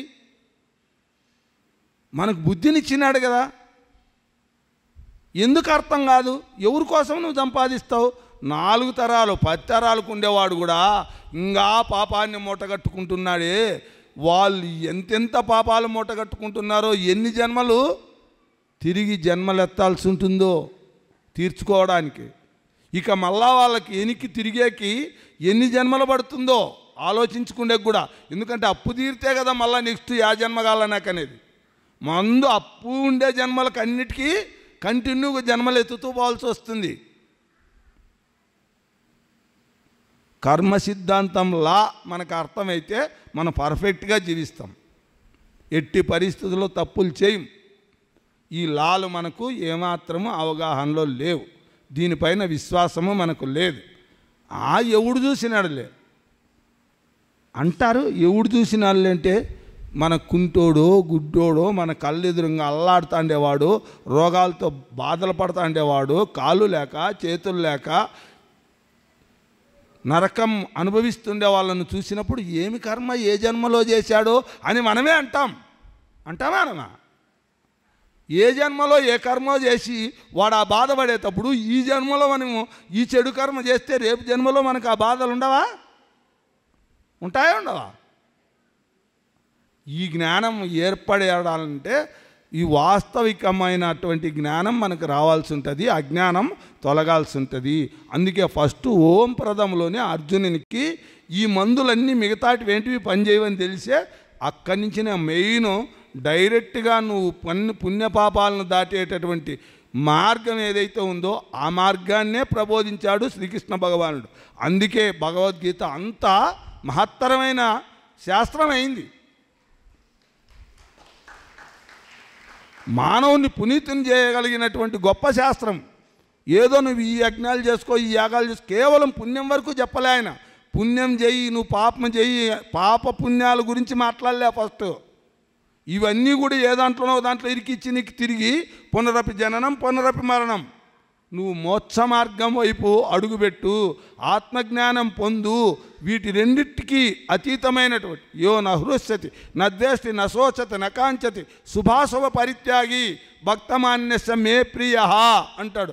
ఎవడు నాకు ప్రియుడు అంటే ఎక్కువ పుణ్యాలు చేసిన గొప్ప పుణ్యాత్ముడు నాకు ప్రియుడు అనలే భగవద్గీతలో కృష్ణుడు. అది ఆ శాస్త్రం యొక్క గొప్పతనం. పుణ్యాలను కూడా ప్రోత్సహించలే, ఎందుకంటే అది కూడా బంధకారణమే. పుణ్యం చేస్తే వస్తుంది, అది తిరిగి పోతుంది అని కూడా చెప్పాడు నీట్గా. అందుకై దాని గురించి నేను పెద్దగా నాకు ప్రియుడు కాదు వాడు. ఎందుకు? ఎంత పుణ్యం చేసినోడైనా మళ్ళా జీరోలోకి వచ్చేవాడే. కాబట్టి వాడు నాకేం ప్రియుడు కాదు. నాకు ప్రియుడు ఎవరు అంటే ఈ పుణ్యపాపాలు రెండింటినీ వదిలిపెట్టినోడు ప్రియుడు. యో నహృష్యతి నద్వేష్టి నశోచతి నకాంచతి శుభాశుభ పరిత్యాగి భక్తమాన్యస్య మే ప్రియ అంటాడు. ఏ నా భక్తుడు రాగద్వేషములకు లోనుగాక సుఖ దుఃఖ ద్వంద్వములకు వసుడుగాకుండునో, ఎవడు పుణ్యపాప కర్మల రెండింటినీ నాయందు సన్యసించునో అతడు నాకు ప్రియుడు. పుణ్యం ఏ పని చేసినప్పటికీ భగవదార్పణ బుద్ధితో అంతా నాకు సమర్పించి వాడి కర్మను వాడు సక్రమంగా నిర్వర్తిస్తూ వాడి కర్తవ్యాన్ని వాడు సక్రమంగా నిర్వర్తిస్తాడో అటువంటి వాడు నాకు ప్రియుడు అంటాడు. అంతేగాని గొప్ప పుణ్యాలు చేసి కోరుకున్నోని ప్రియుడు అనలే. అది పుణ్యం చేసినా పాపం చేసినా నాకేమీ తెలియదయ్యా, నేను చేసేదంతా నేను పుణ్యమే చేయాలని చేస్తున్నాను, మంచే చేయాలని చేస్తున్నాను, అంతా నీదే భారమని భగవంతునికి ఎవడైతే పూర్తిగా సరెండర్ అయి శరణాగతి అయి ఎవడైతే కర్మను నిర్వర్తిస్తాడో వాడు నాకు ప్రియుడు అంటాడు.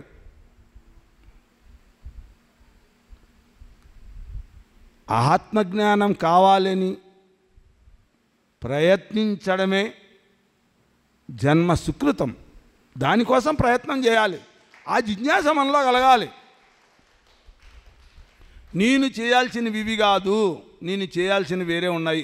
ఫస్ట్ ఆత్మజ్ఞానం బోధించాడు. ఏం ఆత్మజ్ఞానం అంటే నిత్యానిత్య వివేకం. నిత్యమైందేది అనిత్యమైందేది దాని గురించిన పూర్తి అవగాహనే వివేకం. ఇది నిత్యమైంది, ఇది అనిత్యమైంది, ఈ దేహం అనిత్యమైంది, ఈ ఆత్మ నిత్యమైంది, దానికి చావు లేదు పుట్టుక లేదు, ఈ దేహం మాదిరి చావు పుట్టుకలు కలిగింది కాదు, అది నిత్యమైంది, చావు పుట్టుకలు లేనటువంటిది, అది శరీరం మాదిరి వికారాలు కలిగింది కాదు, ఏ వికారాలు దానికి లేవు ఆత్మకు. కాబట్టి నువ్వు ఆత్మవు కాబట్టి నీకు వికారాలు లేవు. నీకు ఈ వికారాలన్నింటినీ నీ శరీరంతోనో మనస్సుతోనో బుద్ధితోనో అహంకారంతోనో తదాత్మత చెందడం వల్ల నీకు ఆ వికారాలు అనిపిస్తున్నాయే కానీ వాస్తవంగా నీకు వికారరహితుడవు. వాటి తదాత్మతను నువ్వు పెట్టుకోవడం వల్ల నీకు ఆ బాధలు భయాలు వస్తున్నాయే కానీ వాస్తవంగా నీకు భయాలు లేవు, బాధలు లేవు. ఇవన్నీ మొత్తం వికారాలు. కాబట్టి నువ్వు అర్జున వికారరహితునివి. కాబట్టి ఆత్మజ్ఞానం గురించి బోధిస్తూ వస్తాడు. అప్పుడు చెప్పినప్పుడు అర్జున్ని కొంచెం తలకెక్కింది. ముందు శరణాగతి భావం రావాల్సి ఉంటుంది ఎవరికైనా. ఇప్పుడు భగవద్గీత ఇది వింటున్నారనుకో, దీనిపైన మీకు విశ్వాసము కుదిరి ఇది వాస్తవము అని దీని వైపు ముగ్గితే ఈ జ్ఞానం మీకు వచ్చే అవకాశం ఉంటుంది. ఎంత గొప్ప జ్ఞానం విన్నా దానికి సరెండర్ కాలేదనుకో, మనకు దానికి శరణాగతి చెందలేదనుకో, దానికి మోకరేళ్ళలేదనుకో, మనం అది వాస్తవమని దానికి తలవగ్గలేదనుకో, ఇక మనం రక్షించేకి ఎవ్వంతోనూ కాదు. ఇది వాస్తవం అని మనకు అర్థమైతే మాత్రం ఖచ్చితంగా మనం ఆ వైపు వెళ్తాం. ఇక్కడ అర్జునుడు కూడా ఇంతవరకు ఆయన వితండవాదమే చేస్తూ వచ్చాడు. కృష్ణుడు ఇది ధర్మం అంటే ఆయన అధర్మం అంటాడు. యుద్ధము ధర్మమయ్యా, ధర్మయుద్ధము ఇది. ఎందుకంటే క్షత్రియ జాతికి శిష్టరచన అనేది ధర్మము అని ఆయన అంటే, అక్కడ ఆయన అంటాడు అధర్మం ఇది, నాకు పెంచి పెద్ద చేసిన వాళ్ళని చంపడం పాపము అంటాడు ఆయన. కాదయ్యా, వాళ్ళని చంపడం వల్ల నీకు పుణ్యం వస్తుంది అంటాడు కృష్ణుడు. ఈయన ఏమంటాడు నాకు పాపం వస్తుంది అంటాడు అర్జునుడు. అంటే వ్యతిరేక దిశలోనే మాట్లాడాడు. మాట్లాడినంచేపు మాట్లాడాడు. ఇక నువ్వేమన్నా ఊర్లుకొని రెండుసేపు ఖాళీ అయిపోయాడు కృష్ణుడు. ఆయన చెప్పి ఆయనకు స్పృహ వచ్చింది. ఎప్పుడు అవురా నేను ఇంతగా వితండం చేస్తున్నాను, ఆ మహాపురుషుడు అది వాస్తవము అంటే నేను అవాస్తవము అని వాదిస్తున్నాను. ఆయన స్థాయి ఏంది, నా స్థాయి ఏంది? ఆయన సాక్షాత్ పరమాత్మ, భగవంతుడే అనే విశ్వాసం ఉంది అర్జునునికి. అయినా ఆ మాటల్లో కూడా తన భావాలు తన స్వభావాలు అక్కడ పనిచేస్తాయి. అదేవిధంగా పనిచేసే ఆయనకు తర్వాత ఒప్పుకున్నాడు. అప్పుడు ఒప్పుకొని శరణాగతి పొందిన తర్వాతనే కృష్ణుడు ఆత్మజ్ఞానాన్ని పూర్తిగా బోధిస్తూ వచ్చాడు. అప్పుడు ఒప్పుకొని అన్నాడు, కార్పణ్యదోషోపహత స్వభావ పృచ్ఛామి త్వాం ధర్మ సమ్మూఢచేతాః యశ్రేయ శాన్నిచితం బ్రూహితన్మే శిష్యస్తేహం సాధిమాం త్వాం ప్రసన్నం అంటాడు. కృష్ణ, కార్పణ్య దోషమునకు లోనై నా స్వభావమును కోల్పోయి గిలగిలలాడుచున్నాను. ధర్మాధర్మ విశిక్షణకు దూరమై నా కర్తవ్యాన్ని నిర్ణయించుకొనలేకున్నాను. కావున నాకు శ్రేయస్కరమైన దాన్ని నిశ్చయముగా తెలుపుము. నేను నీకు శిష్యుడను శరణాగతుడను ఉపదేశింపుము. కార్పణ్య దోషమునకు లోనై నా స్వభావమును కోల్పోయి తప్పు ఒప్పుకోవాలి. ఒక ఎవడైనా తప్పు చేయడం మానవ సహజం, చేయొచ్చు. అది తప్పు అని తెలిసిన తర్వాత తప్పును తప్పుగా ఒప్పుకుంటే అక్కడ అది తప్పుగా మిగలదు. అది పాపాన్ని మూటగట్టదు. అక్కడి నుంచి వాడు విముక్తుడయ్యే అవకాశం ఉంటుంది. తప్పును తప్పుగా అంగీకరించినటువంటి వానికి అది తప్పుగా ఉండదు, కేవలం పొరపాటు కింద వస్తుంది. స్వభావాన్ని అనుసరించి అది తగిలిందే కానీ నేను చేయాలని చేయలేదు అని చెప్పుకున్నప్పుడు దాని ప్రభావం పూర్తిగా క్షీణమైపోతుంది. ఆ పాపం మనకంటదు. లేదా తప్పును ఒప్పు అని సమర్థించుకో చూస్తామే, అక్కడ వస్తుంది మనిషికి పాపం. ఎప్పుడైనా పాపం మూటగట్టుకోకూడదు అంటే మనకు అర్థమైన తర్వాత తప్పని వెంటనే ఒప్పేసుకొని నాది తప్పు అని క్షమాపణ కోరామా, అక్కడికప్పుడే అది తప్పుగా కాకుండా పొరపాటుగా మారిపోతుంది. దాని పాపం క్షీణమైపోతుంది. లేదంటే ఆ తప్పును ఒప్పుగా మనము ఐడెంటిఫై చేయాలని చెప్పిన ప్రయత్నించామా, ఇక మనము మళ్ళా తిరిగి ఆ బురదలో కూరుకున్నట్టే లెక్క. ఆ పాపపు బురదలోకి పడిపోయినట్టే లెక్క.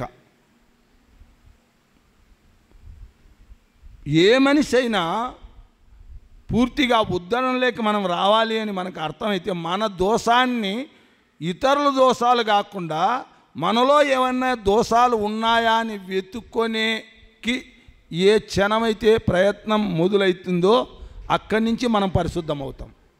గుర్తుపెట్టుకోవాల్సిన విషయం. ఇతరుల దోషాల గురించి కాదు మనం ఆలోచించాల్సింది. మనలో ఏవైనా దోషాలు ఉన్నాయా అని వెతుక్కోవడం మొదలుపెట్టి మనం ఎంతసేపు ఏం చేస్తామంటే ఇతరుల యొక్క దోషాలు వెతకడంలోనే మన ప్రయత్నాలు ఉంటాయి. కానీ మనలో దోషం ఏముంది అని చూసుకోం. మనలో దోషం ఏముంది అని ఎవడైతే చూసుకుంటాడో, తనలో దోషాన్ని తాను వెతుక్కుంటాడో, తనలో ఉన్న సుగుణాన్ని కాకుండా తనలో ఉన్న దోషాన్ని ఎవడైతే వెతుకుతాడో, మనమేం చేస్తామంటే ఇప్పుడు మనలో ఏమైనా గొప్ప ఉంటే అది ఇంత ఉంటే అంత ఫోకస్ చేసుకోవాలని చూస్తాం. మనలో ఏదైనా దోషం ఉంటే దాన్ని తొక్కి పట్టేస్తాం. ఇక్కడే మనం వజ్రాలన్నీ బయట బారేసుకుంటాము, గులకరాలన్నీ తెచ్చి లోపల వేసుకుంటాం. అందుకే అవి పొడుచుకుంటాయి.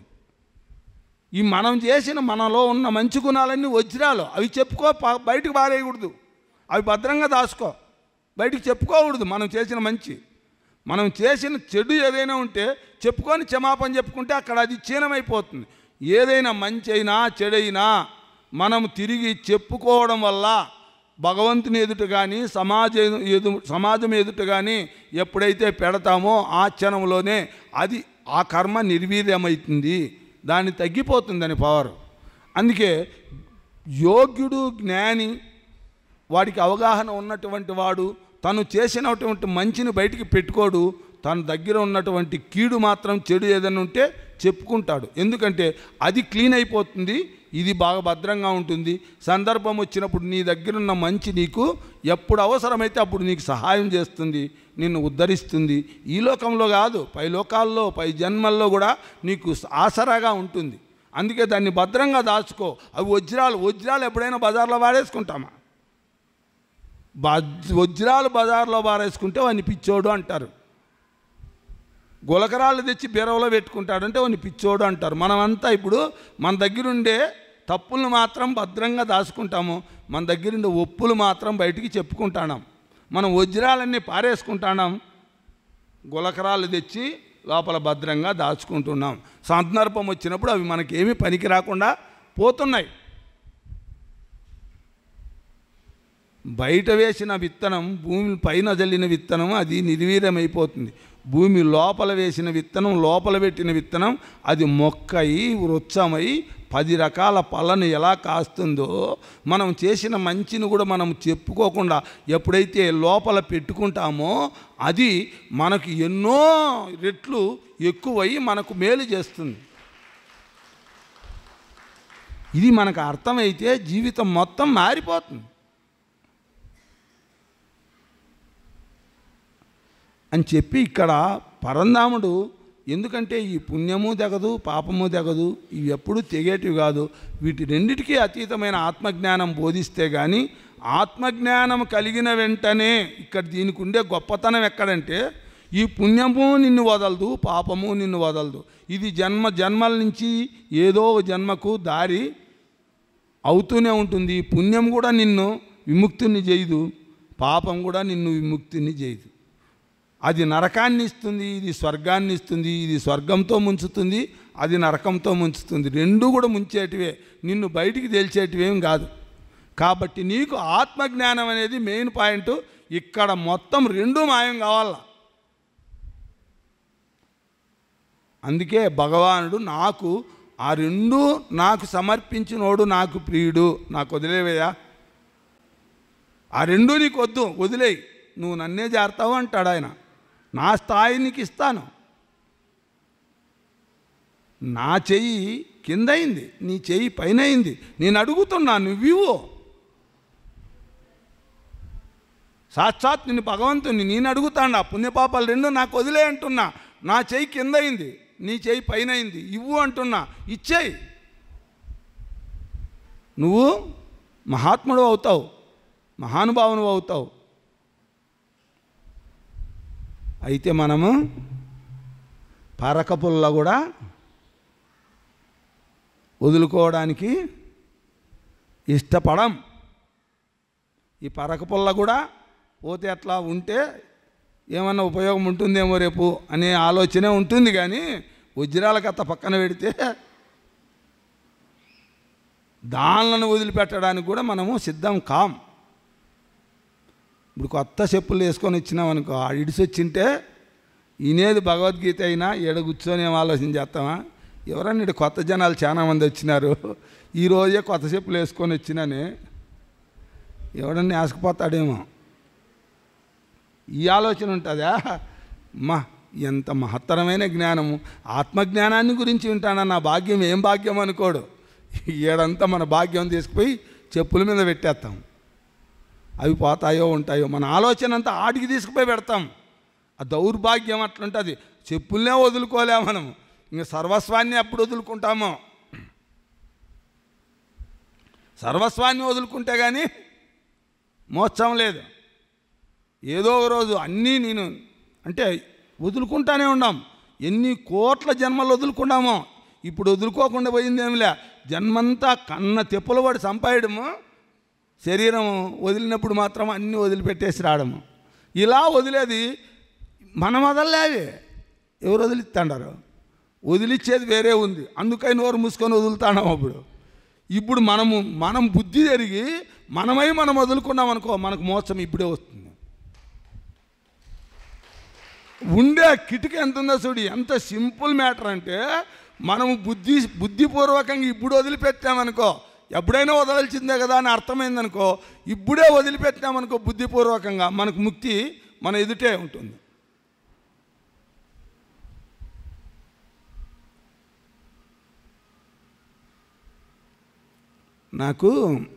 నేను సింపుల్గా నా కథే చెప్తా.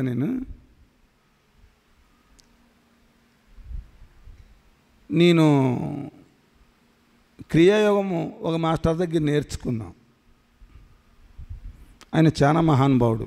ఎంత మహానుభావుడు అంటే, అప్పటికే 16 సంవత్సరాల నుంచి నిద్ర లేనటువంటి వాడు, నిద్రను జయించినటువంటి వాడు. ఆయన్ని గుడాకేశా అంటారు. అంటే నిద్రను పూర్తిగా జయించినటువంటి వాళ్ళను గుడాకేశా అంటారు. తర్వాత ఆయన నమిలి తినే ఆహారం కూడా కొన్ని సంవత్సరాలు, 15, 13, 14 సంవత్సరాలు అప్పటికే నమిలి తినే ఆహారం కూడా వదిలేసినాడు. నమిలి తినేది ఏదిలే, ఏదన్నా జ్యూస్ గీసి ఏదన్నా ఇస్తే ఎప్పుడైనా అది కూడా అట్లా తాగేది తప్ప, ఆ జ్యూస్ పైన కూడా ఇష్టమైతేలే. అది ఏదో శరీరాన్ని నిలబెట్టుకోవడానికి ఎప్పుడైనా అవసరమైతే ఆ జ్యూస్ కూడా తాగుతాడేమో. అటువంటి మహానుభావుని దగ్గర క్లాస్ పెట్టారు. ఇప్పుడైతే లేదు, ఇప్పుడు పూర్తి తపస్సులో సమాధి స్థితిలో ఉన్నాడు. కొన్ని సంవత్సరాల నుంచి మాట లేదు, పలుకు లేదు, ఏమీ లేదు, ఆయన ఉండిపోయాడు. ఆయన విశాఖపట్నంలో ఉంటా అంటే నిన్న ఒక విశాఖపట్నం ఒక ఆయన వచ్చాడు, ఒక అబ్బాయి ఏదో యోగా క్లాస్ ఏదో చెప్తానంట కదా. అబ్బాయి ప్రొద్దున కలిశారు నాలోను. నీకు ఆయన తెలిసి అంటే తెలియదంట, ఆ ఏరియాలో ఉన్నా తెలీదు, అక్కడ ఆ ఏరియాలోనే ఈ అరకులో ఉంటాడు ఆయన.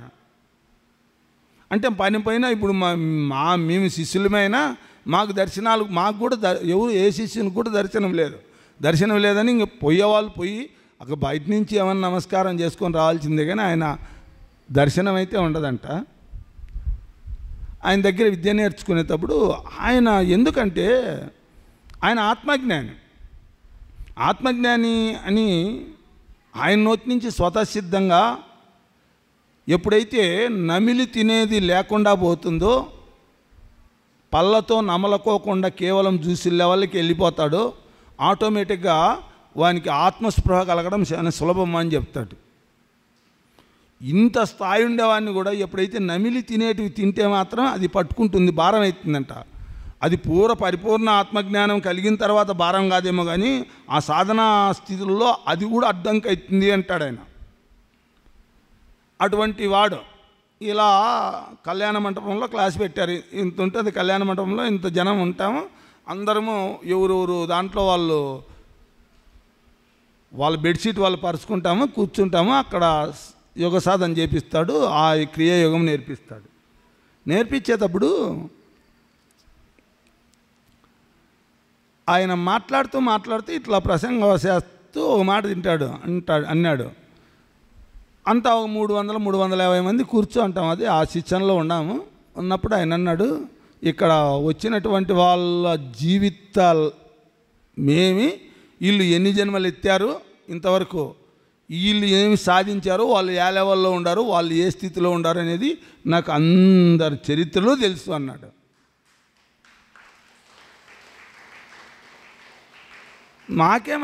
మామూలుగా మీకేమనిపిస్తుంది, మీ చరిత్రలన్నీ నాకు తెలుసు అన్నాను అనుకో, ఇప్పుడు ఏమనిపిస్తుంది మీకు? ఏమనిపిస్తుంది?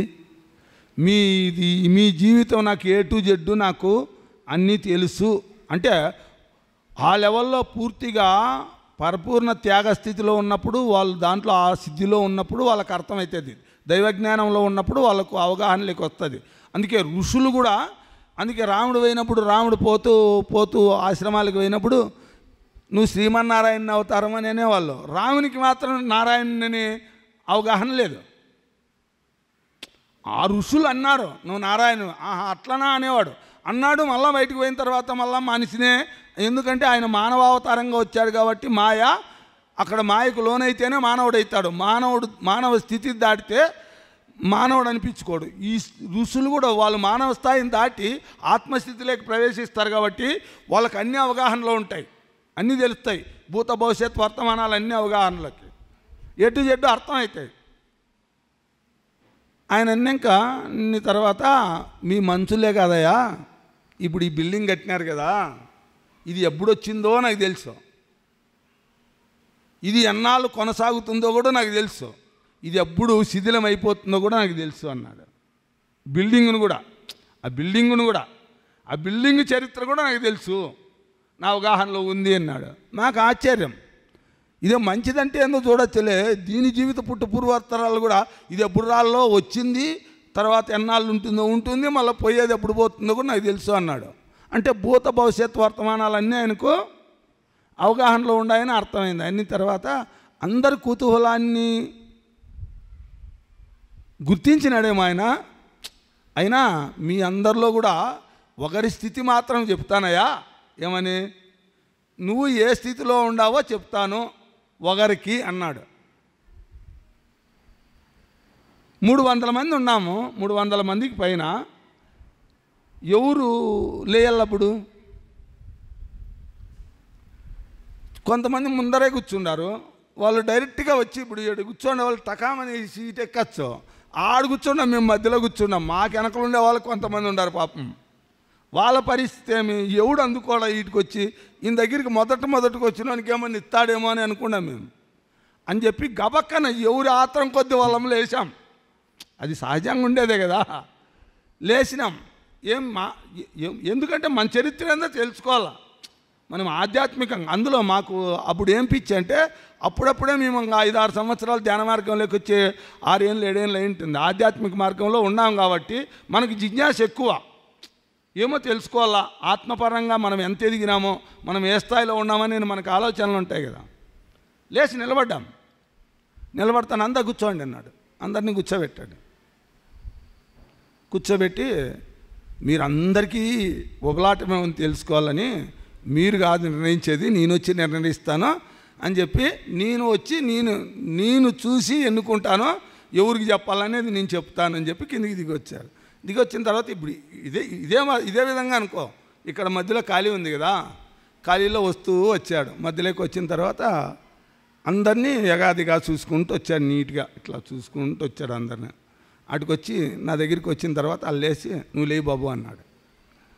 అమ్మ అనుకున్నా నేను, ఎందుకంటే ఏందో నా బతుకు ఇప్పుడు గడగబడుతుంది కదా చూడాలని. లేయి అన్నాడు. లేయి అంటానే లేయి బాబు నువ్వు అంటే లేచాను. లేచిన తర్వాత రా అని చెప్పి తీసుకొచ్చాడు. తీసుకొచ్చిన తర్వాత చూపించాడు. చూడి ఈ అబ్బాయి ప్రతి మనిషికి 4 స్థితులు ఉంటాయి. ఆత్మజ్ఞానం పొందేంత వరకు 4 స్థితులు ఉంటాయి మానవ జన్మ వచ్చిన తర్వాత. ఒకటి విఘ్నేశ్వర స్థితి, ఒకటి బ్రహ్మస్థితి, ఒకటి విష్ణు స్థితి, ఒకటి ఈశ్వర స్థితి. 4 స్థాయిల్లో ఉంటుంది. ఒక్కొక్క స్థాయికి కొన్ని జన్మలు, కొన్ని వందల జన్మలు కూడా జరిగిపోవచ్చు. అది పిలప్ అయ్యేకి వాడి సామర్థ్యాన్ని బట్టి, వాడి శ్రద్ధను బట్టి వాడు ఎదుగుతా రావచ్చు. ఈ 4 జన్మ ఇవి ఒక్కొక్క జన్మల్లో ఇన్ని జన్మలు దాటితే కానీ దీన్ని పిలప్ చేసుకుంటూ రాలేరు. విఘ్నేశ్వరుని స్థాయే లేదనుకో, వాడు పనే మొదలు పెట్టాలంటే ఇప్పుడు ఊరికే ఏదో పని చెప్తే చేస్తా అంటారే వాళ్ళంతా, వాళ్ళకి విఘ్నేశ్వరుని స్థాయి కూడా లేదు. అందుకే మొదలు పెట్టలేరు వాళ్ళు.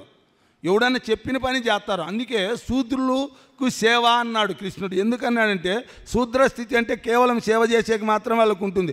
వాళ్ళు సొంతంగా నిర్ణయించుకొని ఈ పని చేస్తే గొప్పది, ఇది చేస్తే బాగుంటుంది అని వాళ్ళు నిర్ణయించుకునే శక్తి లేదు. ఇతరుల నిర్ణయం పైన పని చేయాల్సి వస్తుంది. అందుకు వాళ్ళకి సేవతో తరించాల. ఆ చక్రాన్ని ఫిలప్ చేసుకొని ముందుకు బయటికి రాలా పైకి. ఇప్పుడు 1వ తరగతి తక్కువ, డిగ్రీ ఎక్కువ అని కాదు. 1వ తరగతి కూడా కరెక్టే. మనం కూడా 1వ తరగతి నుంచి వచ్చిన వాళ్ళమే కదా పైకి రావడానికి. ఆడ ఫిలప్ అయ్యే రాల్సిందా. ఆ 1వ తరగతి వాళ్ళు దిద్దుకోకుండా మనమేమి ఇక్కడ వచ్చి ఉద్యోగాలు చేయలేం, ఏ పదవులు చేయలేం. దానికి ఆటి వరకు మనము ఎక్కి రాల్సిందే కదా. అందుకని ఏ స్థాయిలో ఉండేవాడిని వర్ణాలను వరించి విభజించాడు. బ్రాహ్మణులు, క్షత్రులు, వైశ్యులు, శూద్రులు ఆ 4 వర్ణముల వారికి నైసర్గికంగా పుట్టిన గుణములచే వారికి కర్మలు పంచియబడినవి.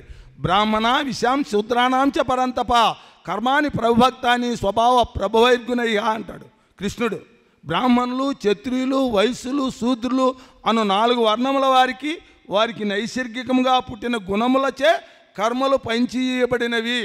వాడు ఏ స్థాయిలో ఉంటాడో, ఏ గుణంలో ఉంటాడో ఆ గుణాన్ని ఫిలప్ చేసుకొని తర్వాత 2వ గుణంలో ప్రవేశించి తర్వాత 3వ గుణంలోకి ప్రవేశించి అట్లా రావాల్సిందే.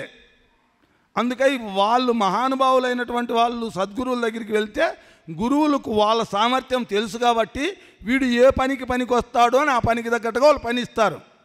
ఇది మన పత్రిసారి విషయంలో చాలామంది దగ్గరగా ఉండే వాళ్ళకి మాత్రం అర్థం తెలుసు. సారు వీనికి ఏది అవసరమైతే అదే చెప్తాడు కానీ వీడు చేసే పనే వీనికి చెప్తాడు కానీ వీడు తీసుకుపోయి ఇంకో పనిలో పెట్టలే. ఎవడు ఏ దానికి పనికి వస్తాడో దానికే ఆ పనే పెట్టేవాడు సారు. వీని సేవ గొప్పగా పొగుడతాడు. సేవకు మించింది లేదు అంటాడు. నువ్వు సేవ చేయి అంటాడు.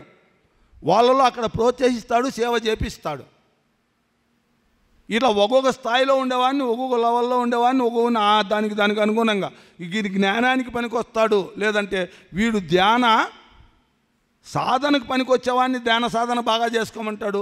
లేదంటే ధ్యాన ప్రచారానికి పనికి వచ్చేవాడిని ప్రచారానికే పెడతాడు. ఇది మహాపురుషుల యొక్క గొప్ప లక్షణం అది. అందుకే గురువు లభించడం మామూలు విషయం కాదు. పత్రిసారి అట్లా వాడు లభించడమే కొన్ని కోట్ల జన్మల పుణ్యం. అంత లేని ఆయన చెప్పలే. వాడు 10 జన్మలు బాగా ధ్యానం చేసింటే కానీ నా చిటికినేలు కూడా పట్టుకోలేడు అంటే నన్ను అర్థం చేసుకోలేడు. చిటికినేలంటే పోయి మేమంతా షేక్ హ్యాండ్ ఇచ్చినాం కదా, ఆయన చిటికినేలేమి చేయబట్టుకున్నాము అనుకుంటారేమో పొరపాటున. చిటికినేలు కూడా పట్టుకోలేడంటే శరీరాన్ని పట్టుకోవడం కాదు, నేను చెప్పే మాటలు వానికి ఎంత మాత్రమో కొంచెమైనా అర్థమైనాయంటే వాడు 10 జన్మలు ధ్యానం చేసిండల్లా. అది లెక్క. అలా సారు చెప్పే మాటలు మనకు అర్థం కావు. అప్పుడు బాగా దాన్ని దీర్ఘంగా పోయినప్పుడే అర్థమవుతాయి ఆ మాటలు. తర్వాత అటు రమ్మన్నాడు, పైకి తీసుకున్నాడు, పైకి పిలిచాడు. ఒక తూగుండు మాదిరి మన బేల్దారులు ఆ గోడలు కట్టేటప్పుడు గుండు పెట్టుకుంటారు ఒకటి, ఆ గుండు మాదిరి ఉంటుంది. దారం అట్లే ఉంటుంది. దారం పట్టుకుంటాడు, ఊరికే ఇట్లా చేత్తో పడతాడు, మనకి నీట్గా కనపడుతుంది. ఇంకేం దాంట్లో ఏది మోసం ఉండదు, దగా ఉండదు, అరే కనపడుతుంది, ఊరికే కనపడతా ఉంటుంది. ఆ నుస్కిని కూడా నుస్కిడు మన శరీరంలో తీసుకుపోయి ఈ స్థానంలో పెట్టినాడనుకో, విఘ్నేశ్వర స్థానంలో పెట్టినాడనుకో, ఎడమ చేయి పెడతాడు, కుడి చేతిలో ఇది ఉంటుంది, కరెంట్ వెంటనే పాస్ అవుతుంది. అడిగిడ పవర్ ఉందనుకో, ఇది ఫుల్గా ఎనర్జీలో ఉందనుకో, బర్రమని తిరుగుతుంది. అది ఎంత స్పీడ్గా తిరుగుతుందంటే మన కంటికి కనపడకుండా తిరుగుతుంది, అంత స్పీడ్ తిరుగుతుంది. ఊరికి ఎట్లా ఉంటుంది, చెయ్యి మాత్రం నొసుకదు. ఈడ చెయ్యి పెడతానే తిరుగుతుంది, తిరిగితే ఇది ఫుల్ ఉంది అని లెక్క. నాకు ఫస్ట్ ఈడ పెట్టాడు, కింద పెట్టి ఆ విఘ్నేశ్వర స్థితిలో పెట్టి మూలాధారం పైన పెట్టాడు. పెడతానే బర్రని తిరిగింది. ఈ అబ్బాయికి విఘ్నేశ్వర స్థితి ఫుల్గా ఉంది అన్నాడు. మళ్ళీ రెండో స్థితిలో వచ్చి ఇది బ్రహ్మస్థితిలో పెట్టాడు. బ్రహ్మస్థితిలో పెడితే బ్రహ్మస్థితిలో కూడా అంతే ఫుల్గా తిరిగింది. తర్వాత విష్ణు స్థితిలో పెట్టాడు. విష్ణు స్థితిలో పెడితే కూడా అదే తిరిగింది, ఫుల్గా తిరిగింది. ఈ అబ్బాయికి విష్ణు స్థితి కూడా ఫుల్గా ఉంది అన్నాడు. ఇక తీసుకొచ్చి ఈశ్వర స్థితిలో పెడితే అది నొసుకనుకో నొసుకలే. ఏం తెలుసా, మూలాధారంలో ఉండేవాడు పనే మొదలు పెట్టాడు, బ్రహ్మస్థితిలో ఉండేవాడు పని మొదలు పెడతాడు, కష్టపడతాడు, సంపాదిస్తాడు, అయినా పోగొట్టుకుంటాడు, మళ్ళీ నిలబెట్టుకోలేడు. విష్ణు స్థితిలో ఉండేవాడు ఫుల్గా ఉందంటే వాడు పని మొదలు పెడతాడు, సంపాదిస్తాడు, నిలబెట్టుకుంటాడు కూడా. విష్ణు స్థితిలో ఉండేవాడు ఈ సంపదే కాదు, భౌతిక సంపదే కాదు, ఆధ్యాత్మిక సంపదని కూడా. ఈశ్వర స్థితిలో ఉండేవాడు ఇంత సంపాదించి ఈ లెవెల్కి వస్తాడు కదా, వానికి అవసరం అనిపించి ధర్మబద్ధమైన కార్యం వచ్చిందంటే ఏ టు జెడ్ నయా పైసా లేకుండా ఇసిరి పారేస్తాడు. అది ఈశ్వర స్థితి. అక్కడ అది ఇస్తుంది మోక్షం. అంతవరకు మోక్షం లేదు. ఇది 3 స్థితులు దాటుతుంది, ఇది కరెక్ట్ అని చెప్పాడు. అయితే నాకైతే అప్పుడు అవగాహన లేదు, అంత లేదు. మళ్ళీ ఓ రోజు పత్రిసారి మాట మాట్లాడుతూ కూర్చున్నప్పుడు, ఒక ఇంట్లో కూర్చొని మాట్లాడినప్పుడు ఆయన ఎందుకు చెప్పాడో కానీ మన నాకు అది టాలీ కావాలని చెప్పాడో ఏమనో.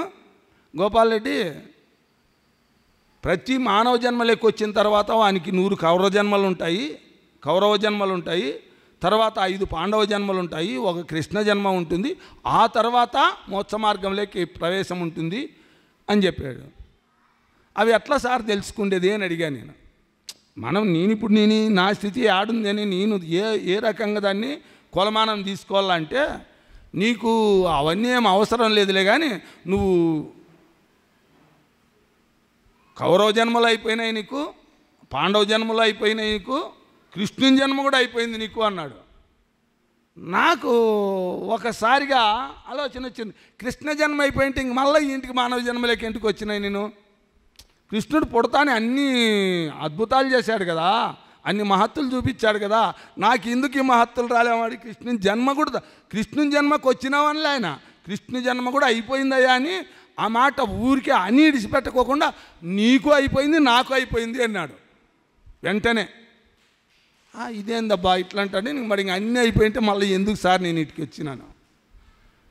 ఈ లెవెల్కి పోయినోడు కూడా ఆ లెవెల్కి పోయినోడు కూడా ఆ లెవెల్ నుంచి మళ్ళీ అన్నీ టచ్ చేసుకుంటూ వస్తాడంట. మళ్ళా వచ్చి మళ్ళా పరిపూర్ణం చేసుకుంటాడంట. అన్ని కష్టాలు, సుఖాలు, బాధలు, భయాలు మళ్ళా ఇవన్నీ చూస్తూ మళ్ళా దీని నుంచి పూర్తి క్లారిటీ తీసుకుంటూ వస్తాడంట. ఇలా ఉంటుంది అని ఆయన చెప్పినప్పుడు అప్పుడు అర్థమైంది నాకు.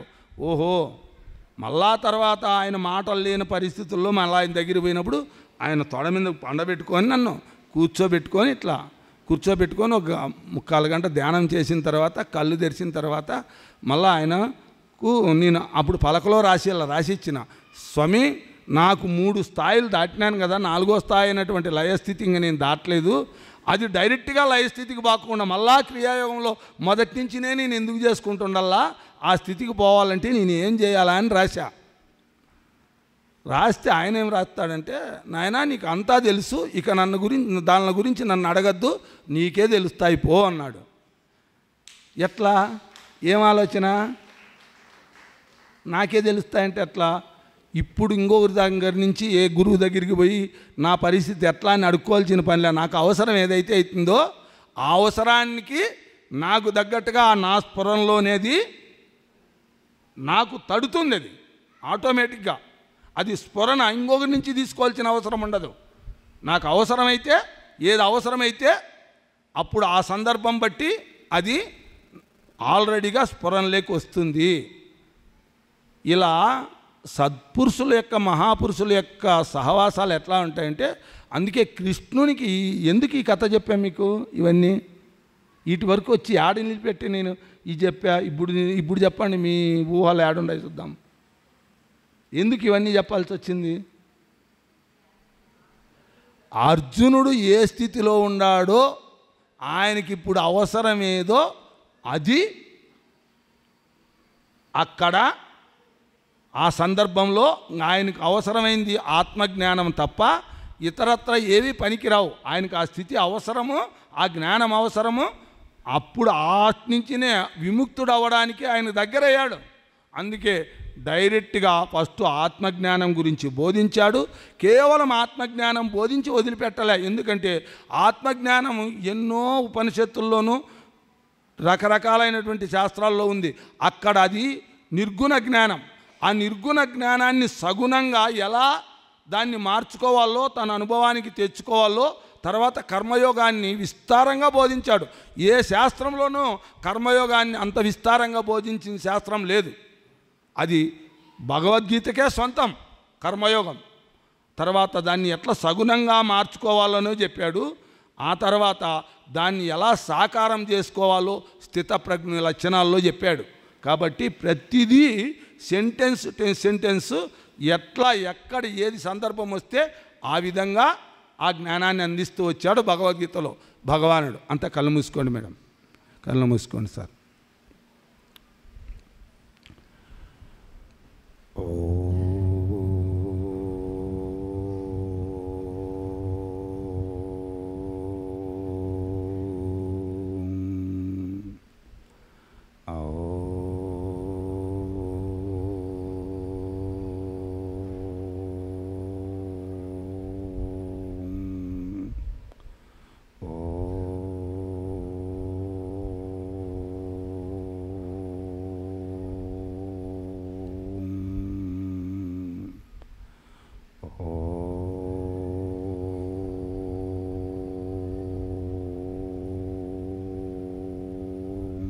తత్సత్.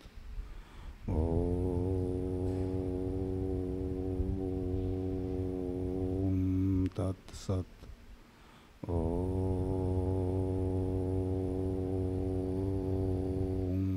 తత్సత్. లోకా సమస్తా సుఖినో భవంతు. లోకా సమస్తా సుఖినో భవంతు.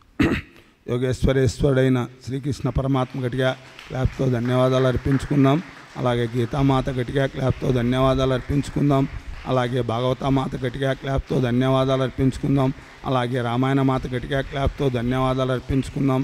అలాగే మహాభారత మాత గట్టిగా క్లాప్తో ధన్యవాదాలు అర్పించుకుందాం. అలాగే వేదమాత గట్టిగా క్లాప్తో ధన్యవాదాలు అర్పించుకుందాం. అలాగే పోతనామాత్యుల గట్టిగా క్లాప్తో ధన్యవాదాలు అర్పించుకుందాం. అలాగే వ్యాస భగవాన్ని గట్టిగా క్లాప్తో ధన్యవాదాలు అర్పించుకుందాం. అలాగే సుఖ భగవాన్ని గట్టిగా క్లాప్తో ధన్యవాదాలు అర్పించుకుందాం. అలాగే వాల్మీకి మహర్షి గట్టిగా క్లాప్తో ధన్యవాదాలు అర్పించుకుందాం. అలాగే గురుదేవులైన పితామహ పత్రిజీ గారికి గట్టిగా క్లాప్తో ధన్యవాదాలు అర్పించుకుందాం. అలాగే భూలోక, సూక్ష్మలోక, కారంలోక, మహాకారంలోక మాస్టర్స్ అందరికీ గట్టిగా క్లాప్తో ధన్యవాదాలు అర్పించుకుందాం. అలాగే దివ్యాత్మస్వరూపులైన ఇక్కడ ఇచ్చేసిన అందరికీ గట్టిగా క్లాప్తో ధన్యవాదాలు. అలాగే మనకి శరీరాలను ప్రసాదించిన తల్లిదండ్రులకు గట్టిగా claps claps claps. Okay masters, గట్టిగా చప్పట్లు కొడదాం. మరి ఈ చిన్నారి ఈ భగవద్గీత గురించి ఒక 1 minute సాంగ్ మాడుతుంది. మరి గోపాల్ రెడ్డి సార్కు మరొకసారి గట్టిగా చప్పట్లు కొడదాం. మరి మనమందరం ఏ స్థితిలో ఉన్నామో మనకి తెలిసింది. పిరమిడ్ మాస్టర్లు అంటే మరి ఎంతో ఉన్నతమైన స్థితిలో ఉన్నవాళ్ళం. మరి మనం దేన్ని అడుక్కునే వాళ్ళం కాదు, మనం అందించే వాళ్ళం. అది బాగలేదు, ఇది బాగలేదు, నా కష్టాలు అవి ఉన్నాయి, ఇవన్నీ లేవు. పిరమిడ్ మాస్టర్స్ ఉండేటివి ఉంటాయి, ఉన్నా మనం హాయిగా జీవించడమే. ఇవి ఎలాగ ఎప్పుడు ఏదో ఒక రోజు వదులుకునేటివి ఇవన్నీ, ఎప్పుడు ఇవన్నీ వచ్చేటివి కాదు. సదా మనం ఏదైతే మనతో వస్తుంది, ఆనందం అనేది వస్తుంది. ఆ సదా ఆనందంలో ఉన్నవాడే పిరమిడ్ మాస్టర్. ఒకసారి గట్టిగా చప్పట్లు కొట్టుకుంటూ ఇంత అద్భుతమైన మనకి జ్ఞానాన్ని మనకి అందించి, మన జన్మ యొక్క స్పృహల్ని మనకి గుర్తు చేసి, మరి ఎటువంటి గొప్ప మాస్టర్స్ని మనము అటు ఇటు పోతున్న సమయంలో మరీ చక్కగా ట్రాక్లో ఉంచడానికి మనకి ప్రసాదించిన మన గురుదేవులు బ్రహ్మర్షి పితామహ పత్రిజీ గారికి ఒకసారి గట్టిగా చప్పట్లు కొడదాం. ఓం జయ గీతా మాత భవబంధము తొలగించి ముక్తిను సగుదాత. ఓం జయ గీతా మాత కర్మ భక్తి జ్ఞాన యోగములు నీయాభరణాలు అమ్మ, నీయాభరణాలు. కర్మ భక్తి జ్ఞాన యోగములు నీయాభరణాలు.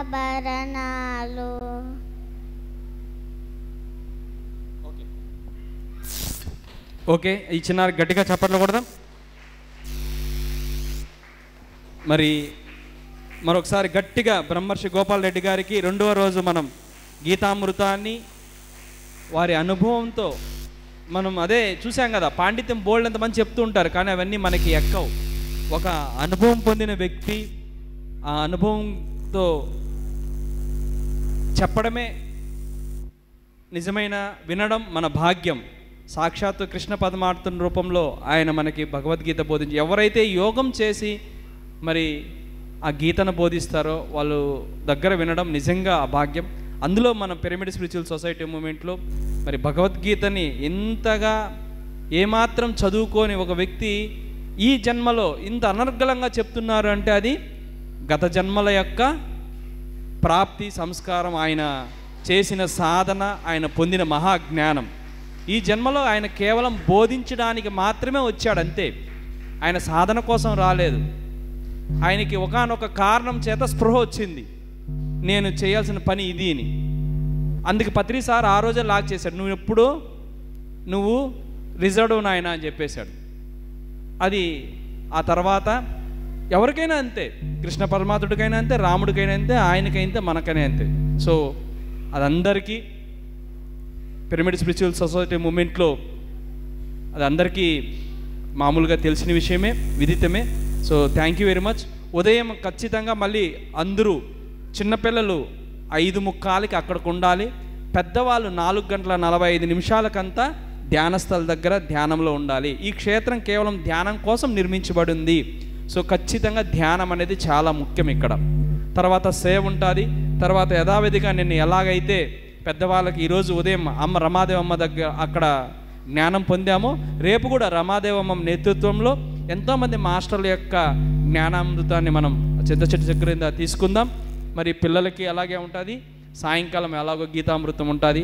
దయచేసి మీకు సరౌండింగ్స్లో ఎవరైనా ఉంటే దయచేసి రమ్మని చెప్పండి. గీత దొరకడం అంత ఈజీ కాదు, దొరికినప్పుడు సద్వినియోగం చేసుకోవాలి. ఎప్పుడు లేనప్పుడు దాని విలువ తెలుస్తుంది, ఉన్నప్పుడు దాని విలువ తెలియదు. ఉన్నప్పుడు ఆయన మన పక్కన ఉన్నాడులే అని చెప్పేసి మనం అలా విని అలా చూసి చూన్నట్టు కాదు. ఆ విలువ పత్రిసారి ఇప్పుడు మనకి ఎంత లోటు ఉంటుంది. ఎంతో మహాజ్ఞానాన్ని మనం విన్నాం, కళ్ళారా చూసాం. మరి ఏమి చూన్న వాళ్ళకి లెక్క వేరు, మరి చూసి అనుభవించి ఆయనతో తిరిగిన వాళ్ళకి తెలుస్తుంది ఆ లోటు ఎంత ఉంటుందో, ఆ జ్ఞానం. సో దయచేసి ఈ ప్రసాదాన్ని, ఈ గీతా ప్రసాదాన్ని అందరికీ అందేలా మీ వంతుగా మీరు బాధ్యతను స్వీకరించి దయచేసి ఇక్కడికి ఈ జీతవనానికి రావాల్సిందిగా తెలియజేయవలసిందిగా నేను కోరుకుంటున్నాను. So thank you very much masters. Thank you. Okay masters, thank you.